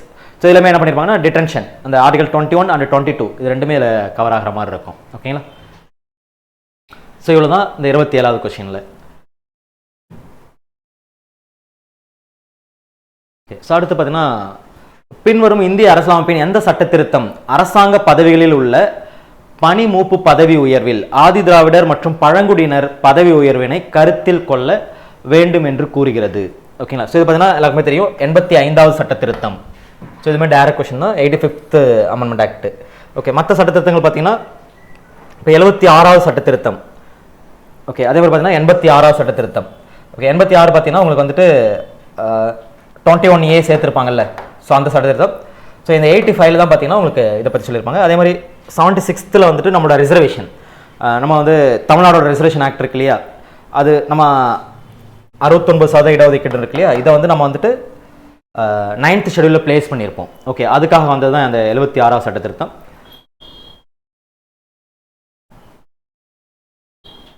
Okay, so அடுத்து பார்த்தீங்கன்னா கூற்று காரணம். ஓகே, ஜனவரி 20 கூற்று பார்த்தீங்கன்னா அரசியலமைப்பு சட்டம் நடைமுறைக்கு வரும் நாளாக ஜனவரி 26ஆம் தேதி அதன் வரலாற்று முக்கியத்துவம் காரணமாக தேர்ந்தெடுக்கப்பட்டது. காரணம் 1930ஆம் ஆண்டு இதே நாளில் தான் இந்திய தேசிய காங்கிரஸால் பூரண சுயராஜ்ய தினம் கொண்டாடப்பட்டது. ஓகேங்களா. ஸோ இது ரெண்டுமே தெரியும். ஏன்னா எதுக்காக நவம்பர் 26 நம்ம வந்துட்டு அரசியலமைப்பு நடைமுறைப்படுத்தாம ஏன் வந்து ஜனவரி 26க்கு தள்ளி போட்டாங்க அப்படின்னா ஜனவரி 26 நம்ம பூர்ண சுயராஜ்ய தினமாக கொண்டாடிட்டு இருக்கோம். ஸோ இதுதான் 1929 லாகூர் மாநாட்டில் அறிவிச்சிருப்பாங்க. 1929 லாகூர் மாநாடு. ஓகே, ஸோ இதில் அறிவிச்சிருப்பாங்க இனிமேல் வரக்கூடிய ஒவ்வொரு ஜனவரி 26 நம்ம வந்து பூர்ண சுயராஜ்ய தினமாக கொண்டாட போறோம்னு சொல்லியிருப்பாங்க. அதனால என்ன பண்ணிருப்பாங்க 1930 முதல் முறையாக ராவி நதிக்கரையில் இதை தேசிய கொடி ஏற்றப்பட்டு பூர்ண சுயராஜ்ய தினம் கொண்டாடப்பட்டிருக்கும். ஸோ அதுலேருந்து நம்ம இதை ஃபாலோ பண்ணிட்டு இருக்கோம். ஓகே, அடுத்து 1950 இந்திய ஒன்றியத்தின் மாநிலங்கள் பகுதி A, B, C மற்றும் D மாநிலங்கள் என 4 வகைகளாக வகைப்படுத்தப்பட்டிருந்தன. பின்வற்றுள் எந்த மாநிலம் பகுதி A வகையின் கீழ் வரவில்லை? ஓகே, ஸோ பார்ட் ஏவில் பார்த்தீங்கன்னா மொத்தம் 9 மாநிலங்கள் இருந்துச்சு. அந்த 9 மாநிலங்களும் நம்ம டைரக்டாக கவர்னரால் ஆட்சி செய்யப்பட்ட மாநிலங்கள். மெட்ராஸ், பாம்பே, கல்கத்தா, பீகார், மத்திய பிரதேஷ், யூபி, அதாவது ஐக்கிய மாகாணம், யுனைடெட் ப்ராவின்ஸு, ஸோ இது எல்லாமே இருந்துச்சு. ஆனால் பி கேட்டகரியில் யார் இருந்தா அப்படின்னா பிரின்ஸ்லி ஸ்டேட்ஸ், சுதேச அரசுகளால் ரூல் பண்ணப்பட்ட பகுதிகள். ஓகேங்களா. ஸோ எக்ஸாம்பிள் பார்த்தீங்கன்னா அசாமில் இது ஹைதராபாத், ஜம்மு அண்ட் காஷ்மீர், ராஜஸ்தான், ஸோ இதெல்லாம் இந்த பி கேட்டகரி. சி கேட்டகரியில் யார் இருந்தா அப்படின்னா சீஃப் கமிஷனர் ப்ராவின்ஸ்னு சொல்லுவாங்க இல்லையா, தலைமை ஆணையர் பகுதிகள். ஓகே, தலைமை ஆணையர் பகுதிகளான அந்த டெல்லி, அஜ்மீர், மேவார், கூர்க், இதெல்லாம் பார்த்தீங்கன்னா யூனியன் பிரதேசங்கள் கேட்டகரி. ஏன்னா இந்த சீஃப் கமிஷனர் ப்ராவின்ஸ்ன்றது தான் பின்னாட்கள் யூனியன் பிரதேசமாக மாற்றப்படுது. டி கேட்டகரியில் ஒரே ஒரு ஸ்டேட், ஒரே ஒரு ஏரியா இருந்திருக்கும், அது என்னன்னா அந்தமான் நிக்கோபார். ஓகேங்களா. ஸோ அப்படி பார்க்கும்போது அசாம், பீகார், ஒரிசா இது எல்லாமே ஏ கேட்டகரியில் இருந்த மாநிலம். ஆனால் ராஜஸ்தான் பார்த்தீங்கன்னா பி கேட்டகரியில் வரக்கூடிய மாநிலம். ஓகேங்களா. ஏன்னா ராஜஸ்தான் பார்த்தீங்கன்னா ஒரு மன்னர் கட்டுப்பாட்டில் இருந்து, சுதேச அரசுகள் கட்டுப்பாட்டில் இருந்ததுனால பி கேட்டகரியில் இருந்துச்சு. ஓகேங்களா. ஸோ அப்படி பார்த்தா டி வந்து ஆப்ஷன். ஓகே, அடுத்து 31வது கொஸ்டின், பின்வரும் கூற்றுகளை கவனி. சர் பி என் ராவ் அவர்கள் அரசியலமைப்பு சபையின் சட்ட ஆலோசகராக நியமிக்கப்பட்டார். அடுத்து HVR ஐயங்கார் அவர்கள் அரசியலமைப்பு சபையின் செயலாளராக இருந்தால். ஸோ ரெண்டுமே கரெக்ட் தான். அரசியலமைப்பின் உருவாக்கம் டாப்பிக்கில் பார்த்தீங்கன்னா தெரியும், லாஸ்ட் நம்ம இந்த ஸ்டாட்டிக் டேட்டா எல்லாமே பார்ப்போம். அரசியலமைப்பின் சட்ட ஆலோசகர் யார், அதே மாதிரி முதன்மை வரைவாளர் யார், சீஃப் டிராஃப்ட்ஸ்மேன் SN முகர்ஜி அப்படின்னு சொல்லிட்டு ஒருத்தர் பார்த்துருப்போம், சீஃப் டிராஃப்ட்ஸ்மேன். ஓகேங்களா? ஸோ இந்த மாதிரி ஒரு சில விஷயங்கள்லாம் பார்த்துருப்போம். அப்படி பார்க்கும்போது பி என் ராவ் வந்துட்டு சட்ட ஆலோசகராக இருந்தார். ஓகேங்களா? அடுத்து HVR ஐயங்கார் தான் என்ன இருந்திருப்பாருன்னா செயலாளராக இருந்திருப்பார், செக்ரட்டரி. அடுத்து அரசியலமைப்பு நிர்ணய சபையோட இலச்சினை என்ன இருந்துச்சு, யானை இருந்துச்சு. ஸோ இந்த மாதிரிலாம் பார்த்துருப்போம். ஸோ இப்போ ரெண்டுமே கரெக்ட் தான். ஓகே, அடுத்து 32, குறிப்பிட்ட சில அடிப்படை உரிமைகளை செயல்படுத்தும் வகையில் சட்டங்களை இயற்றும் அதிகாரம் நாடாளுமன்றத்திடம் மட்டுமே இருக்க வேண்டும், மாநில சட்டமன்றங்களிலும் இருக்கக்கூடாது என்ற இந்திய அரசியலமைப்பின் எந்த பிரிவு கூறுகிறது? ஸோ இது எல்லாருக்குமே தெரியும், ஆர்டிகல் 35. ஓகே, 35 தான் என்ன சொல்லணும்னா, அடிப்படை உரிமைகள் சார்ந்து சட்டம் இயற்றுவதற்கு யாருக்கு அதிகாரம் இருக்குன்னா பார்லிமெண்ட்டுக்கு தான் அந்த அதிகாரம் இருக்கு அப்படின்ற மாதிரி 35ல் சொல்லியிருப்பாங்க. அது 33ல் என்ன சொல்லியிருப்பாங்க அப்படின்னா, இந்த காவல்துறை, ராணுவம் போன்ற ஆயுத படைகளுக்கு முழுமையான அடிப்படை உரிமைகள் கிடைக்காது, பார்லிமெண்டம் எதெல்லாம் அறிவிக்குதோ, எதெல்லாம் அலோவ் பண்றாங்களோ அந்த ரைட்ஸோடு தான் நீங்க என்ஜாய் பண்ண முடியும் அப்படின்னு சொல்லியிருப்பாங்க. 13 ஆல்ரெடி பார்த்தது தான், லா. ஓகேங்களா? டெஃபினிஷன் ஆஃப் லா கொடுத்துருப்பாங்க. அதே மாதிரி சட்ட அடிப்படை உரிமைகளுடன் முரண்படும் சட்டங்கள் செல்லாது சொல்லியிருப்பாங்க. ஆர்டிகல் 12 பார்த்தீங்கன்னா அரசின் வரையறை கொடுத்துருப்பாங்க. ஓகேங்களா? ஸோ இவ்வளோ தான் இதில் தெரியணும். ஸோ இது எல்லாமே பேசிக் கொஸ்டின் தான், ஆன்லைன் கொஸ்டின் தான் கொடுத்துருக்காங்க. அடுத்து, arrange the chronological order of the classical languages was announced by the government of India. இதுவுமே ஸ்டாட்டிக் டேட்டா தான். இப்போ கரண்ட்ல பார்த்தீங்கன்னா மொத்தம் 11 கிளாசிக்கல் லாங்குவேஜ். ஓகே, அது செம்மொழிகள் 11 இருக்கு. ஏன்னா 2024 ஒரு 5 மொழிகள் அறிவிச்சிருப்பாங்க இல்லையா, அசாமி, மராத்தி, பெங்காலி, பாலி, பிராகிருதம், இந்த 5 மொழிகள் வந்திருக்கும். அப்போ டோட்டலாக பார்த்தீங்கன்னா இப்போ கரண்ட்ல 11 மொழிகள் இருக்கு. அப்போ அதோட இயர்ஸ் கேட்டிருக்காங்க. அப்போ பிராகிருதம் 2024 வந்திருக்கும், 2004 தமிழ், ஓகே, 2008 தெலுங்கு வந்திருக்கும், தெலுங்கு கன்னடம்லாம். மலையாளம் வந்து பார்த்தீங்கன்னா 2013. ஸோ இதன்படி நீங்கள் அரேஞ்ச் பண்ணீங்கன்னா ஆப்ஷன் வந்து 2143.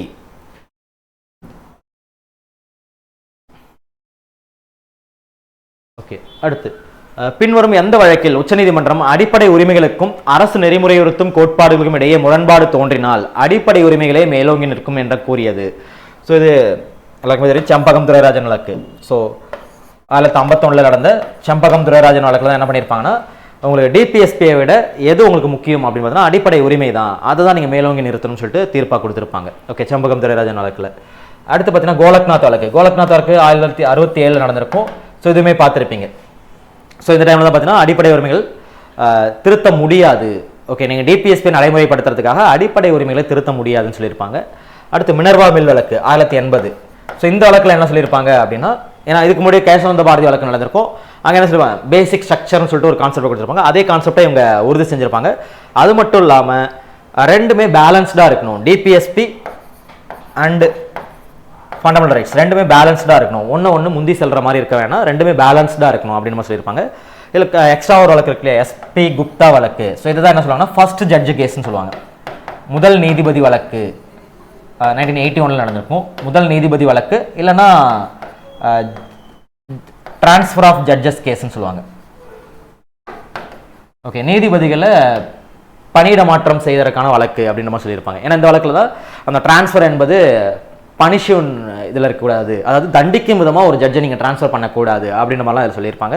அதே மாதிரி பப்ளிக் இன்ட்ரெஸ்ட் லிட்டிகேஷன் இது எல்லாத்த பற்றியுமே அங்கே சொல்லியிருப்பாங்க. பொதுநல வழக்கு அதெல்லாம் பற்றி சொல்லி பேசியிருப்பாங்க. அப்போ இதான் பார்த்தீங்கன்னா முதல் நீதிபதி வழக்கு. ஓகே ஓகே பின்வருவனற்றுள் எந்த கூற்று தவறானது? ஓகே, அடிப்படை உரிமைகள் தொடர்புடைய எந்த கூற்று தவறா இருக்குன்னு கேட்டிருக்காங்க. ஸோ ஏ ஆப்ஷன், இவை அரசியலமைப்பின் பகுதி 3 சட்டப்பிரிவு 12 முதல் 35 வரை இடம்பெற்றிருக்கு. ஸோ அது கரெக்ட். அடுத்து, இவை அமெரிக்க ஐக்கிய நாடுகளிலிருந்து பெறப்பட்டது. ஸோ ஃபண்டமெண்டல்ஸ் நம்ம வந்து யூஎஸ்லேருந்து நம்ம காப்பி பண்ணோம். தற்போது 7 உரிமைகள் சொல்லியிருக்காங்க. ஓகேங்களா, ஆனால் கரண்ட்ல என்ன இருக்கு, 6 அடிப்படை உரிமைகள் தான். ஏன்னா நம்ம வந்து சொத்துரிமை நீக்கிட்டோம். ஸோ கரண்ட்ல 6 அடிப்படை உரிமைகள் தான் இருக்கு. ஓகே, இது தெரியும், எப்போ நீக்கணும்னா 44th அமெண்ட்மெண்ட் ஆக்ட் 1978 ரிமூவ் பண்ணியிருப்பாங்க. அடுத்து, இவை நீதிமன்றத்தின் மூலம் செயல்படுத்தக்கூடியவை. ஓகே, இன்கேஸ் ஏதாவது ஒரு அடிப்படை உரிமை நமக்கு மறுக்கப்படுது, மீறப்படுது அப்படின்னா நம்ம என்ன பண்ணலாம், டைரக்டாக சுப்ரீம் கோர்ட் போகலாம். ஸோ அப்போ கோர்ட்டுக்கு போகிறதுனால நீதிமன்றம் என்ன பண்ணுவாங்க, அவங்க நீதி பேராணைகள் வழங்கி நம்மளோட அடிப்படை உரிமையை மீட்டு தராங்க இல்லையா, அப்போ நீதிமன்றத்தின் மூலம் செயல்படுத்தக்கூடியவை. அடுத்து which of the following committee made recommendations about the center state relations? Okay, மத்திய மாநில உறவுகள் குறித்து பரிந்துரைகள் வழங்கிய குழுக்களை சொல்கிறாங்க. ஸோ எல்லாமே அந்த குழுக்கள் தான். ஓகேங்களா. சர்க்காரியா குழு பார்த்தீங்கன்னா 1983 வந்திருக்கும். ராஜமன்னார் கமிட்டி 1969 வந்திருக்கும். எம்என் வெங்கடச்செல்லையா குழு 2000ஆம் ஆண்டு வந்திருக்கும். எம்என் வெங்கடச்செல்லையா குழு தான் தேசிய அரசியலமைப்பு சீராய்வு குழு, அது national commission to review the working of the constitution சொல்லியிருப்பாங்க. ஆக்சுவலாக இவங்க 2 பேருமே மத்திய மாநில உறவுகளை விசாரிக்கிறதுக்காக அமைக்கப்பட்ட குழு. பட் இவங்க பார்த்தீங்கன்னா ஒட்டுமொத்த அரசியலமைப்பில் ஏதாவது நம்ம மாற்றங்கள் செய்யணுமா அதை ரிவ்யூ பண்ணுறதுக்காக அமைக்கப்பட்ட குழு. பட் அவங்களோட ரிப்போர்ட்டில் இந்த மத்திய மாநில உறவுகளை பற்றி ஒரு சில பரிந்துரைகள் கொடுத்துருப்பாங்க. அப்போ 3மே தான் ஆப்ஷனாக வரும். ஓகேங்களா. சர்க்காரியா குழு, ராஜமன்னார் குழு, வெங்கடச்செல்லையா குழு. ஓகேங்களா. கீழ்கண்டவற்றுள் எது அடிப்படை உரிமையை பயன்படுத்துவதற்கான ஒரு எடுத்துக்காட்டு அல்ல? ஓகே, கர்நாடகாவை சேர்ந்த தொழிலாளர்கள் விவசாய பணிகளுக்காக கேரளாவுக்கு செல்லுதல். ஸோ இது எதை பேசுது அப்படின்னா freedom of movement, freely movement 1901 freely movement ABCDயில் சொல்லியிருப்பாங்க. ஓகே, இந்தியாவுக்குள்ள எங்கே வேணாலும் நீங்கள் போயிட்டு வரலாம் அப்படின்றது. அடுத்து கிறிஸ்துவ அமைப்புகள் பல மிஷனரி பள்ளிகளில் நிறுவுதல். ஸோ இது பார்த்தீங்கன்னா ஆர்டிகல் 30 சொல்லியிருப்பாங்க இல்லையா, சிறுபான்மையினர்கள் கல்வி நிலையங்கள் ஏற்படுத்தி நிர்வகிக்கும் உரிமை. அடுத்து ஆண் மற்றும் பெண் அரசியல் ஊழியர்கள் சமமான ஊதியத்தை பெறுதல். இது வந்து 39D ஈக்குவல் பே, 39 ஸ்மால் டியில் சொல்லியிருப்பாங்க. ஓகேங்களா. ஆண் பெண் இருபாலருக்கும் சம ஊதியம் கிடைக்க செய்யணும், டிபிஎஸ்பியில் வர்றது. ஓகேங்களா. ஓகே, இது ஓகே. நம்ம மெயினாக இங்கே அடிப்படை உரிமையை பற்றி கேட்டிருக்காங்க. அப்போ அடிப்படை உரிமைன்றப்போ ஆண் மற்றும் பெண் அரசு ஊழியர்கள் சமமான ஊதியம் அப்படின்ற போது நீங்கள் 23 வரும். ஓகே, சுரண்டலுக்கு எதிரான உரிமை. ஓகே, டிபிஎஸ்பின்னு கேட்டால் 39Dயில் சொல்ல. பட் இங்கே பார்த்தீங்கன்னா சுரண்டலுக்கு எதிரான உரிமைன்றப்போ ஈக்குவல் பே வந்து 23 வருது. ஓகேங்களா. அடுத்து பெற்றோரின் சொத்துக்களை அவர்களின் பிள்ளைகள் வாரிசுரிமையாக பெறுதல். ஸோ இதுதான் சொத்துரிமையை குறிக்கிறது. இது பட் கரண்ட்ல அடிப்படை உரிமையாக இல்லை. ஓகேங்களா. அதனால இது மட்டும் தான் தவறாக இருக்கு. Okay, which of the following statement is incorrect regarding the 42nd Amendment Act? குழந்தைகளின் மேம்பாட்டிற்கான வாய்ப்புகளை உருவாக்குதல். ஓகேங்க, securing opportunity for the healthy and development of children. இது 42வது சட்டத்தின்படி தான் சேர்க்கப்பட்டது. எங்கே சேர்த்தாங்க அப்படின்னா 39Fல சேர்த்திருப்பாங்க. ஓகேங்களா. டிபிஎஸ்பியில் 39Fன்ற ஒரு விஷயத்தை சேர்த்திருப்பாங்க. அடுத்து participation of workers in the management of industry, இதுதான் 43A இதில் சேர்த்திருப்பாங்க. அடுத்து promoting the management of cooperative society. Cooperative society பார்த்தீங்கன்னா 97th அமெண்ட்மெண்ட் ஆக்ட். இது பார்த்தீங்கன்னா 43B. ஓகே, கோஆபரேட்டிவ் சொசைட்டி 43Bயில் வந்திருக்கும். அது வந்து ஆனால் 97th அமெண்ட்மெண்ட் ஆக்ட் 2011 சேர்த்தது. ஓகே, அடுத்து securing equal justice and providing free legal aid to poor, இது பார்த்தீங்கன்னா 39A. இதுவுமே எப்போ சேர்த்தாங்க அப்படின்னா 42nd அமெண்ட்மெண்ட் ஆக்ட் தான். ஓகே, அப்போ இது மட்டும் தான் தப்பாக இருக்குது. ஓகே, அடுத்து கூற்று காரணம். அசெஷன் வந்து the 42nd constitution amendment act has been referred to as the mini constitution. அடுத்து பார்த்தீங்கன்னா it was the bulkiest and most comprehensive amendment. ரெண்டுமே கரெக்ட் தான். 42வது சட்டத்தில் தான் நம்ம என்ன சொல்லுவோம்னா குறு அரசியலமைப்புன்னு சொல்லுவோம். என்ன காரணத்துக்காக குறு அரசியலமைப்பு சொல்றோம்னா அந்த சட்டத்திருத்தத்தின்படி அரசியலமைப்பில் அதிகப்படியான திருத்தங்கள் பண்ணியிருப்பாங்க. கிட்டத்தட்ட இன்னொரு அரசியலமைப்பை அதுக்கு எழுதியிருக்கலாம் அப்படின்றதுனால தான் இது வந்து பல்கியஸ்ட் அண்ட் மோஸ்ட் காம்ப்ரிஹென்சிவ். அதே மாதிரி இதை வந்து மினி கான்ஸ்டியூஷன் சொல்லுவாங்க. கூற்று காரணம் இரண்டுமே சரி. அது காரணம் வந்து கூற்று சரியாகவும் விளக்குது. ஓகே, ஸோ அடுத்த கொஸ்டின் பார்த்தீங்கன்னா அடிப்படை உரிமைகளை எவ்வாறு இடைநிறுத்த முடியும்? ஸோ ஃபர்ஸ்ட் ஸ்டேட்மெண்ட் பார்த்தா உச்சநீதிமன்றம் விரும்பினால், அடுத்து பிரதமர் இது குறித்து உத்தரவிட்டால், மூணாவது பார்த்தீங்கன்னா தேசிய அவசர நிலையின் போது குடியரசுத் தலைவர் உத்தரவிட்டால்.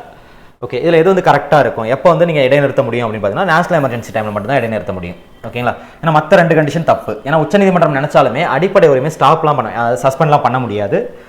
பிரதமர் இது குறித்து உத்தரவிட்டால் பிரதமருக்கும் அந்த பவர் கிடையாது. ஏன்னா நம்ம கான்ஸ்டியூஷன் படி பார்த்தீங்கன்னா யார் ஒருத்தவங்க அடிப்படை உரிமைக்கு அகெயின்ஸ்டாக சட்டமோ இல்லை ரெகுலேஷன்ஸோ கொண்டு வந்தாலுமே அது இன்வாலிடாக ஆகிடும். ஓகேங்களா. ஸோ அப்படின்றப்போ எமர்ஜென்சியில் மட்டும் தான் சொல்லியிருப்பாங்க. நேஷனல் எமர்ஜென்சி வந்து ஆர்டிகல் 352 இருக்கும் இல்லையா, 352 படி தேசிய நெருக்கநிலை போடப்பட்டால் அந்த டைமில் என்ன இருக்கும், குடியரசுத் தலைவர் உத்தரவிடும் போது அடிப்படை உரிமைகளை இடைநிறுத்த முடியும். ஏன்னா போர், உள்நாட்டு கலவரம், ஆயுதமேந்திய கிளர்ச்சி, வெளிப்புற ஆக்கிரமிப்பு, ஆயுதமேந்திய கிளர்ச்சி, இந்த காரணங்களுக்காக எமர்ஜென்சி போடுவாங்க.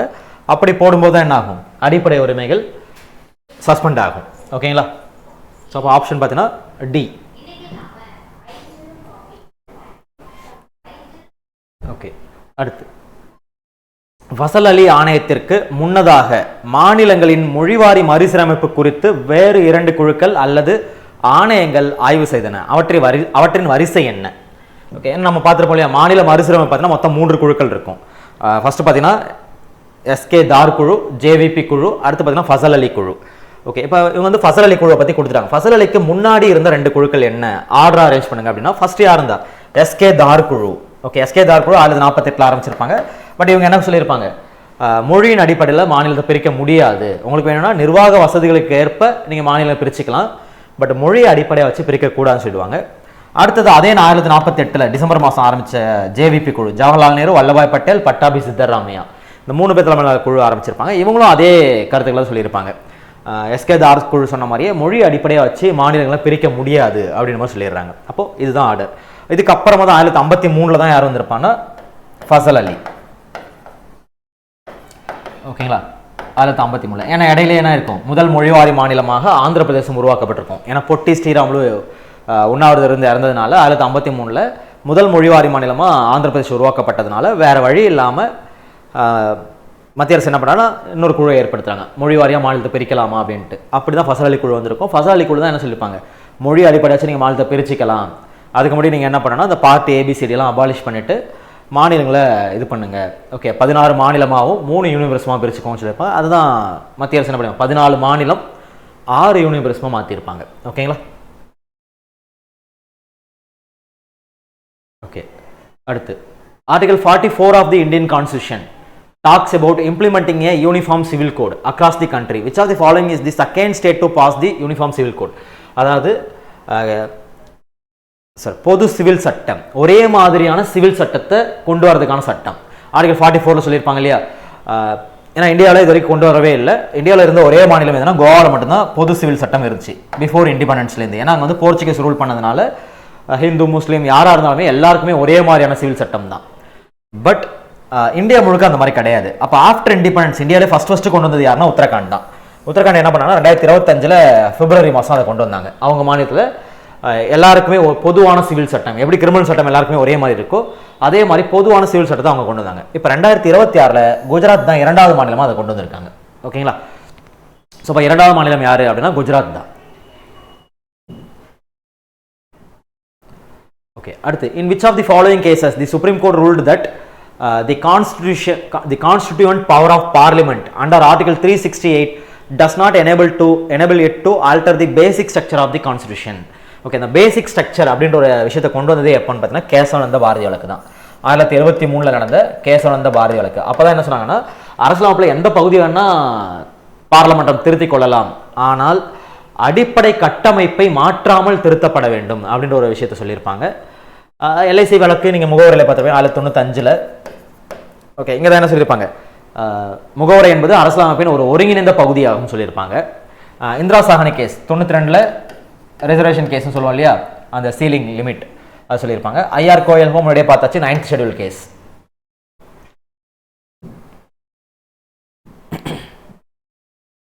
அடுத்து from which year onwards a person born outside India shall not be a citizen of India by descent unless his birth is registered at an Indian consulate within 1 year from the date of birth or with the permission of the central government after the expiry of the said period. இது பார்த்தீங்கன்னா 2004. ஏன்னா 2000ஆம் ஆண்டு LM Singhvi தலைமையில் ஒரு குழு ஏற்படுத்தியிருப்பாங்க. அந்த குழுவோட பரிந்துரை தான் இது எல்லாமே. அந்த குழு தான் என்ன சொல்லியிருக்குன்னா இந்த பிரவாசி பாரதி திவாஸ், அது வெளிநாடு வாழ் இந்தியர்கள் தினம்னு சொல்கிறோம் இல்லையா, ஜனவரி 9. ஓகே, பிரவாசி பாரதி திவாஸ். ஓகே, காந்தியோட வருகையை நினைவு கூறதுக்காக இது எல்லாத்தையும் பரிந்துரைத்ததாக தான். அதே மாதிரி தான் எல்எம் சிங்வி குழு தான் என்ன சொல்லுதுன்னா இந்த மாதிரி ஒரு விஷயத்தை சொல்லியிருப்பாங்க. வெளிநாட்டில் குழந்தை பிறந்தாலுமே அவங்களுக்கு குடியுரிமை வேணும்னா அவங்க ரெஜிஸ்டர் பண்ணி தான் வாங்கணும் அப்படின்னு மாதிரி சொல்லியிருப்பாங்க. ஓகேங்களா. ஓகே, அதோட கொஸ்டின் தான் கேட்குது. குடியுரிமை தொடர்பான விவகாரங்கள் வெளிநாடு வாழ் இந்தியர்கள் குறித்து இந்திய அரசால் அமைக்கப்பட்ட உயர்மட்ட குழு யாருடைய தலைமையில் அமைக்கப்பட்டதுன்னா எல்எம் சிங்வி தான். 2000ஆம் ஆண்டு அமைச்சிருப்பாங்க. 2003 அவங்க ரிப்போர்ட் கொடுத்துருப்பாங்க. அந்த ரிப்போர்ட் அடிப்படையில் தான் என்ஆர்ஐ டே, வெளிநாடு வாழ் இந்தியர்கள் பிரவாசி பாரதி திவாஸ் 2 ஆண்டுகளுக்கு ஒரு முறை கொண்டாடப்படுது. ஓகே, லாஸ்ட்டாக 18th நடந்துச்சு. 18th வந்துட்டு 2025 நடந்துச்சு 18வது பிரவாசி பாரதி திவாஸ். இப்போ பார்த்தீங்கன்னா 2027 19வது பாரதி திவாஸ். 18வது எங்கே நடந்துச்சு அப்படின்னா ஒடிசா. ஓகேங்களா, ஒடிசாவில் புவனேஸ்வரில் நடந்துச்சு. இப்போ 19வது அடுத்து ஷெடியூல் பண்ணுவாங்க. 19 2027 நடக்கிறதுக்கு வாய்ப்பு இருக்குது. ஓகே, அடுத்து கன்சிடர் தி ஃபாலோயிங் ஸ்டேட்மெண்ட். ரெண்டு ஸ்டேட்மெண்ட் கொடுங்க. Article 31 and article 19(1)(f) were deleted from list of fundamental rights by 44th Amendment Act 1978. So அது correct. They made as a legal right under article 300A in part 12 of the constitution. Both are true. Okay, ரெண்டுமே சரிதான். Okay, இதெல்லாம் direct question தான் கொடுத்துருக்காங்க. அடுத்து which of the following statement is the odd one out.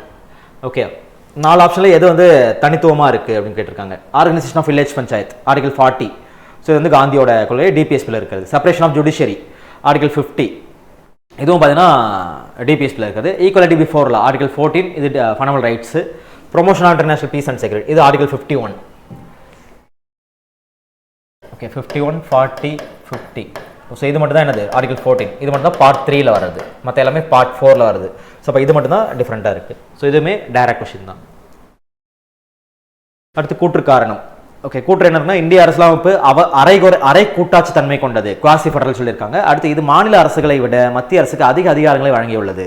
So கூற்று காரணம் இரண்டுமே சரிதான். காரணம் கூற்று சரியாக வளர்த்து இந்த மாதிரி மாநில அரசு விட மத்திய அரசுக்கு அதிகப்படியான அதிகாரம் இருக்கிறதுனால தான் நம்மளோட கூட்டாட்சி வந்து அரைகுறை கூட்டாட்சின்னு சொல்கிறாங்க. ஏன்னா உண்மையான கூட்டாட்சி எப்படி இருக்குன்னா சம அளவுக்கு அதிகார பகிர்வு இருக்கணும். பட் இந்தியாவில் பாதி தான் இருக்குது. மாநில அரசுக்கு கம்மியான அதிகாரம் கொடுக்கறதுனால தான் நம்மளை வந்து அரைகுறை கூட்டாட்சி, குவாசி ஃபெடரல் அப்படின்னு சொல்லியிருப்பாங்க. கேசிவிஆர் தான் அதை சொல்லியிருப்பார், குவாசி ஃபெடரல் அப்படின்ட்டு.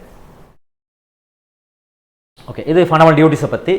இந்திய அரசியலமைப்பிற்கு இணங்கி நடப்பதையும் அதன் கொள்கைகள், நிறுவனங்கள், தேசிய கொடி மற்றும் தேசிய கீதம் ஆகியவற்றை மதிப்பதை பற்றியும் எந்த சட்டப்பிரிவு வலியுறுத்துகிறது? 51A இதுதான் பார்த்தீங்கன்னா தேசிய கொடி. இதை பற்றி சொல்லியிருக்கோம். மற்ற ஆர்டிகலுமே எல்லாருக்குமே தெரியும். ஸோ ஏன்னா ஃபண்டமெண்டல் டியூட்டிஸ் எல்லாமே படிச்சிருப்போம். ஸோ இது பெருசாக எக்ஸ்பிளைன் பண்ணுறதுக்கு எதுவும் இல்லை. ஓகேங்களா? ஸோ அடுத்து லாஸ்ட்டாக பார்த்தீங்கன்னா நீதி பேராணை என்பது நீதிமன்றத்தால் அதன் முத்திரையுடன் எழுத்துப்பூர்வமாக வழங்கப்படும் ஒரு உத்தரவு அல்லது கட்டளை ஆகும். பின்வரும் எந்த நீதி பேராணை சட்டவிரோதமான முறையில் பொது பதவியை அபகரிப்பதை தடுக்கிறது? ஸோ இது எல்லாருக்குமே தெரியும் இல்லையா, கியோ வாரண்டோ. ஓகேங்களா? கியோ வாரண்டோ என்ன பண்ணாங்க, ஒருத்தர் ஒரு பதவியில் இருக்காருன்னா அவர் அந்த பதவிக்கு அவர் எலிஜிபிளா அதை செக் பண்ணுறதுக்காக இது பண்ணுறது தான் தகுதி முறை வினவும் நீதி பேராணை. அதே மாதிரி பார்த்தீங்கன்னா கட்டளை நீதி பேராணை. கட்டளை நீதி பேராணை என்ன, ஒரு அரசு பிரதிநிதி அவர் செய்ய வேண்டிய வேலையை செய்யாமல் இருக்காருன்னா அவர் செய்ய வைக்கிறதுக்காக இஷ்யூ பண்ணுறது. அதே மாதிரி ஆட்கொணர்வு நீதி பேராணை அப்படின்னா ஹேபிஸ் கார்பஸ். இது போத் பிரைவேட் அண்ட் பப்ளிக் மேலே போடலாம். இப்போ நிறைய படங்களில் பார்த்துருப்போம் இல்லையா, போலீஸ்காரங்க அரெஸ்ட் பண்ணி கூட்டு போகிறாங்க, வித்தின் 24 ஹவர்ஸ்க்குள்ள மேஜிஸ்ட்ரேட் ப்ரொடியூஸ் பண்ணணும். அப்படி ப்ரொடியூஸ் பண்ணாமல் மறைச்சி வச்சிருக்காங்கன்னா அவங்களை வெளியே கொண்டு வரதா போடக்கூடியதான் ஆட்கொணர்வு நீதி பேராணை. தடையுறுத்து நீதி பேராணை, இது நீதிமன்றங்கள் மேலே இருக்கிற நீதிமன்றம் கீழே இருக்கிற நீதிமன்றங்களை அவங்கள அதிகார எல்லை தாண்டி செயல்படாமல் தடுக்கிறதுக்காக இஷ்யூ பண்ணுறதா இந்த தடையுறுத்தும் நீதி பேராணை. ஓகேங்களா? ஸோ மேக்ஸிமம் பார்த்தீங்கன்னா எல்லாமே பேசிக் கொஷின் தான் கொடுத்துருந்தோம். ஓகேங்களா? ஸோ ஒரு சில கொஷின் மட்டும் தான் நமக்கு கேசஸ் இல்லை அமெண்ட்மெண்ட்ஸ் இந்த மாதிரி ஒரு சில கொஷின்ஸ் தான் கொடுத்துருந்தோம். ஃபஸ்ட்டு டெஸ்ட்னாலும் இந்த மாதிரி இருக்கும். ஓகேங்களா? ஓகே, ஸோ இவ்வளோ தான் பாலிட்டியில் இருக்க கொஷின். ஸோ அடுத்ததாக பார்த்தீங்கன்னா இதிலே கண்டினியூஷனாக பாலிசி நோட்ஸை பற்றி பார்க்கலாம். பாலிசி நோட்ஸ்லேருந்து ஒரு 10 கொஷின் கேட்டிருந்தாங்க இல்லையா? ஸோ பாலிசி நோட்ஸில் டாபிக் என்ன பார்த்தீங்கன்னா ஆதி திராவிடர் மற்றும் பழங்குடியினர் நலத்துறைன்னு கொடுத்துருந்தாங்க. ஓகே, ஸோ ஃபஸ்ட்டு பாருங்கள், consider the following statement. TN State Commission for Adi Dravida Scheduled Tribes until was launched in 2021. Okay, the aim of this commission was to protect the legal rights of the Adi Dravida and Scheduled Tribes. This commission functions under the chairmanship of former Justice of Madras High Court. இது மூணுமே correct தான். ஓகேங்களா? ஏன்னா Adi Dravidar TN State Commission for Adi Dravida Scheduled Tribes வந்து 2021 தான் ஏற்படுத்தினாங்க. இந்த commission எப்படி இருக்கும் அப்படின்னு பார்த்தீங்கன்னா 1+1+5 ஒரு தலைவர், ஒரு துணைத் தலைவர், 5 உறுப்பினர் இருப்பாங்க. ஓகேங்களா? தலைவர் யாரா இருக்கணும் அப்படின்னா இது கரெக்ட். சேர்மன் வந்து யாரா இருக்கணும், former justice of Madras high court. Madras ஹைகோர்ட்னு இல்லை, ஹைகோர்ட் உயர் நீதிமன்ற நீதிபதினு கொடுத்துருப்பாங்க, ஓய்வு பெற்ற உயர் நீதிமன்ற நீதிபதி. அவருமே ஷெட்யூல் காஸ்டாக இருக்கணும். ஓகேங்களா? அடுத்து ஒரு துணைத் தலைவர் இருக்கணும். அடுத்து 5 உறுப்பினர்களில் 3 பேர் எஸ்சியாகவும் ஒருத்தவங்க எஸ்டியாகவும் இருக்கணும். கண்டிப்பாக இன்னொருத்தவங்க யாராக இருக்கணும், உமனாக இருக்கணும். ஓகே, ஸோ இந்த மாதிரி கொடுத்துருப்பாங்க. இந்த ஆணையத்தோட முக்கிய வேலையே என்ன அப்படின்னா இந்த பிசிஆர் ஆக்ட் இருக்கு இல்லையா, protection of civil rights act.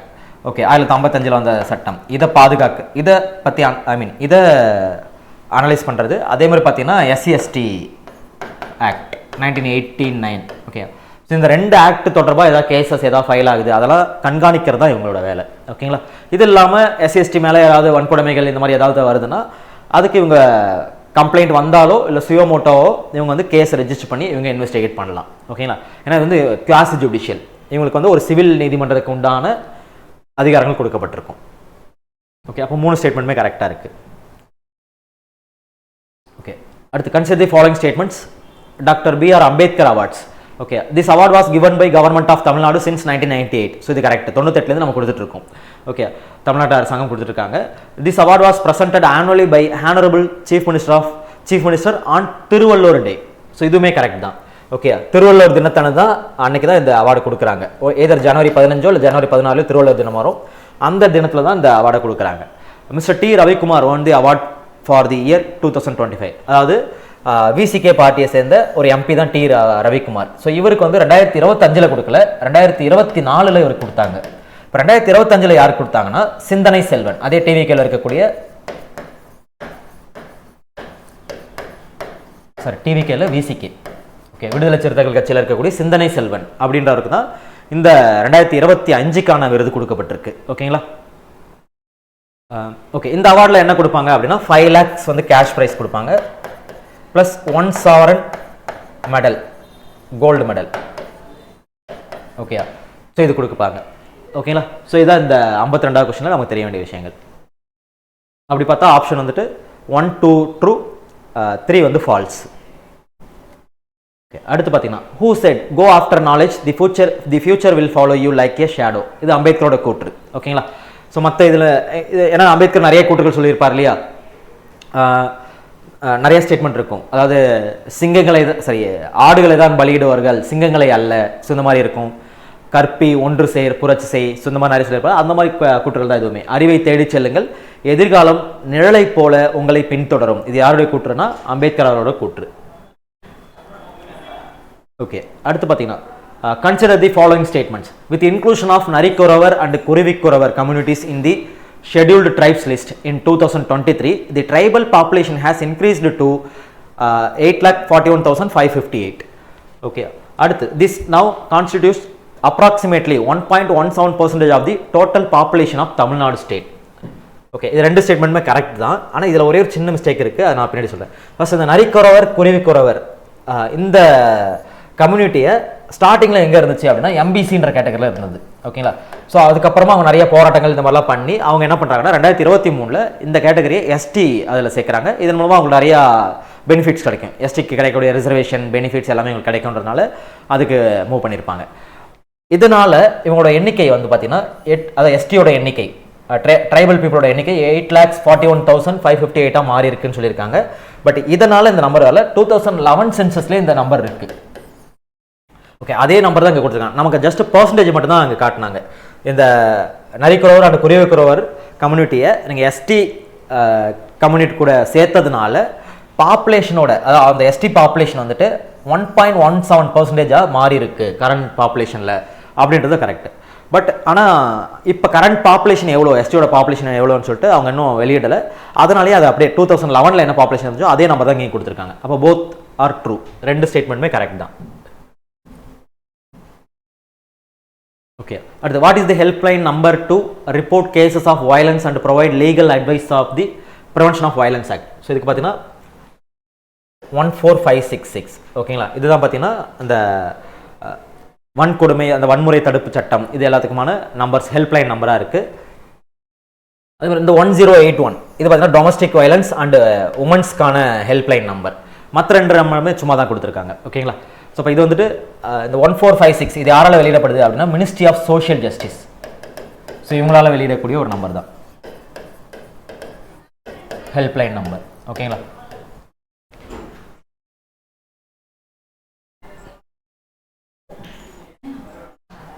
Okay, அடுத்து வேர் டிட் தொல்குடியினர் வேளாண்மை மேலாண்மை திட்டம், அதாவது 5 திணை திட்டம் லான்ச்டு இன் March 6, 2024.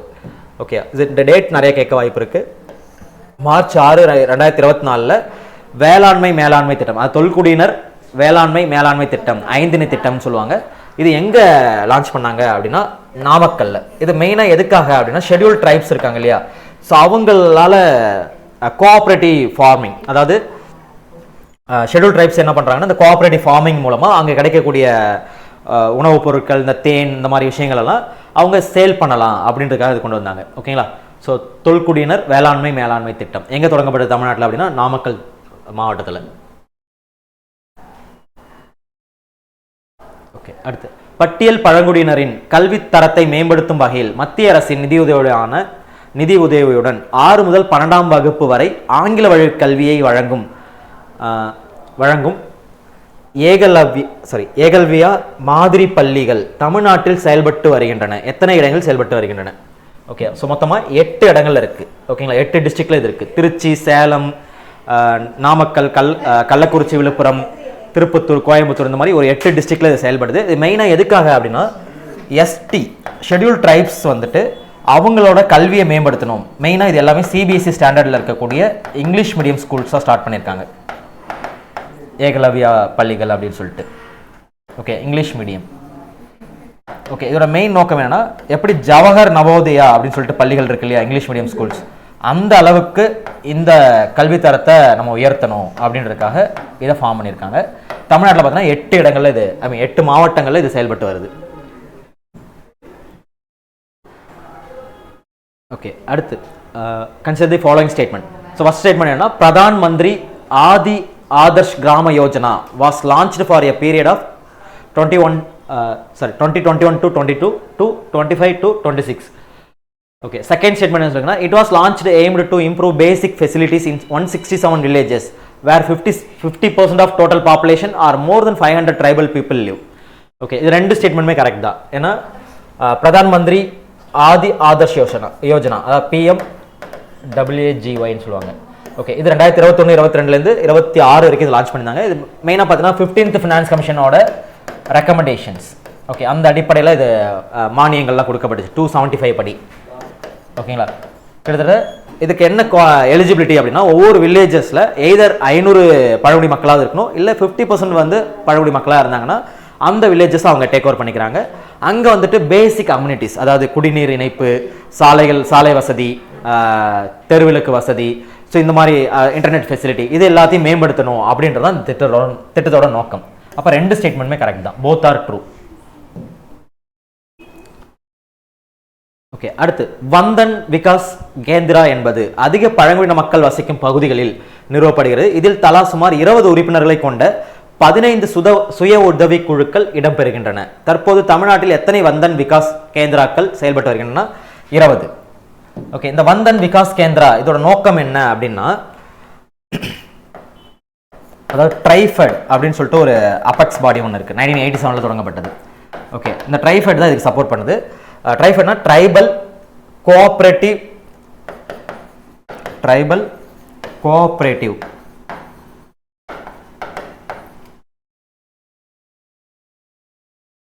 Marketing development corporation. Okay, so இந்த ஆர்கனைசேஷன் தான் இந்த ட்ரைபல் கோஆபரேட்டிவ் ஃபார்மிங்காக இவங்க சப்போர்ட் பண்ணுறாங்க. அப்போ இந்த வந்தன் விகாஸ் கேந்திராவில் என்ன பண்ணுவாங்க அப்படின்னா, இந்த மாதிரி 20 சுய உதவி குழுக்கள் இருக்காங்க இல்லையா, இவங்க எல்லாரும் ஒன்றா சேர்ந்து அவங்க கலெக்ட் பண்ணக்கூடிய ஃபாரஸ்ட் ப்ராடக்ட் இருக்கு இல்லையா, ஹனி,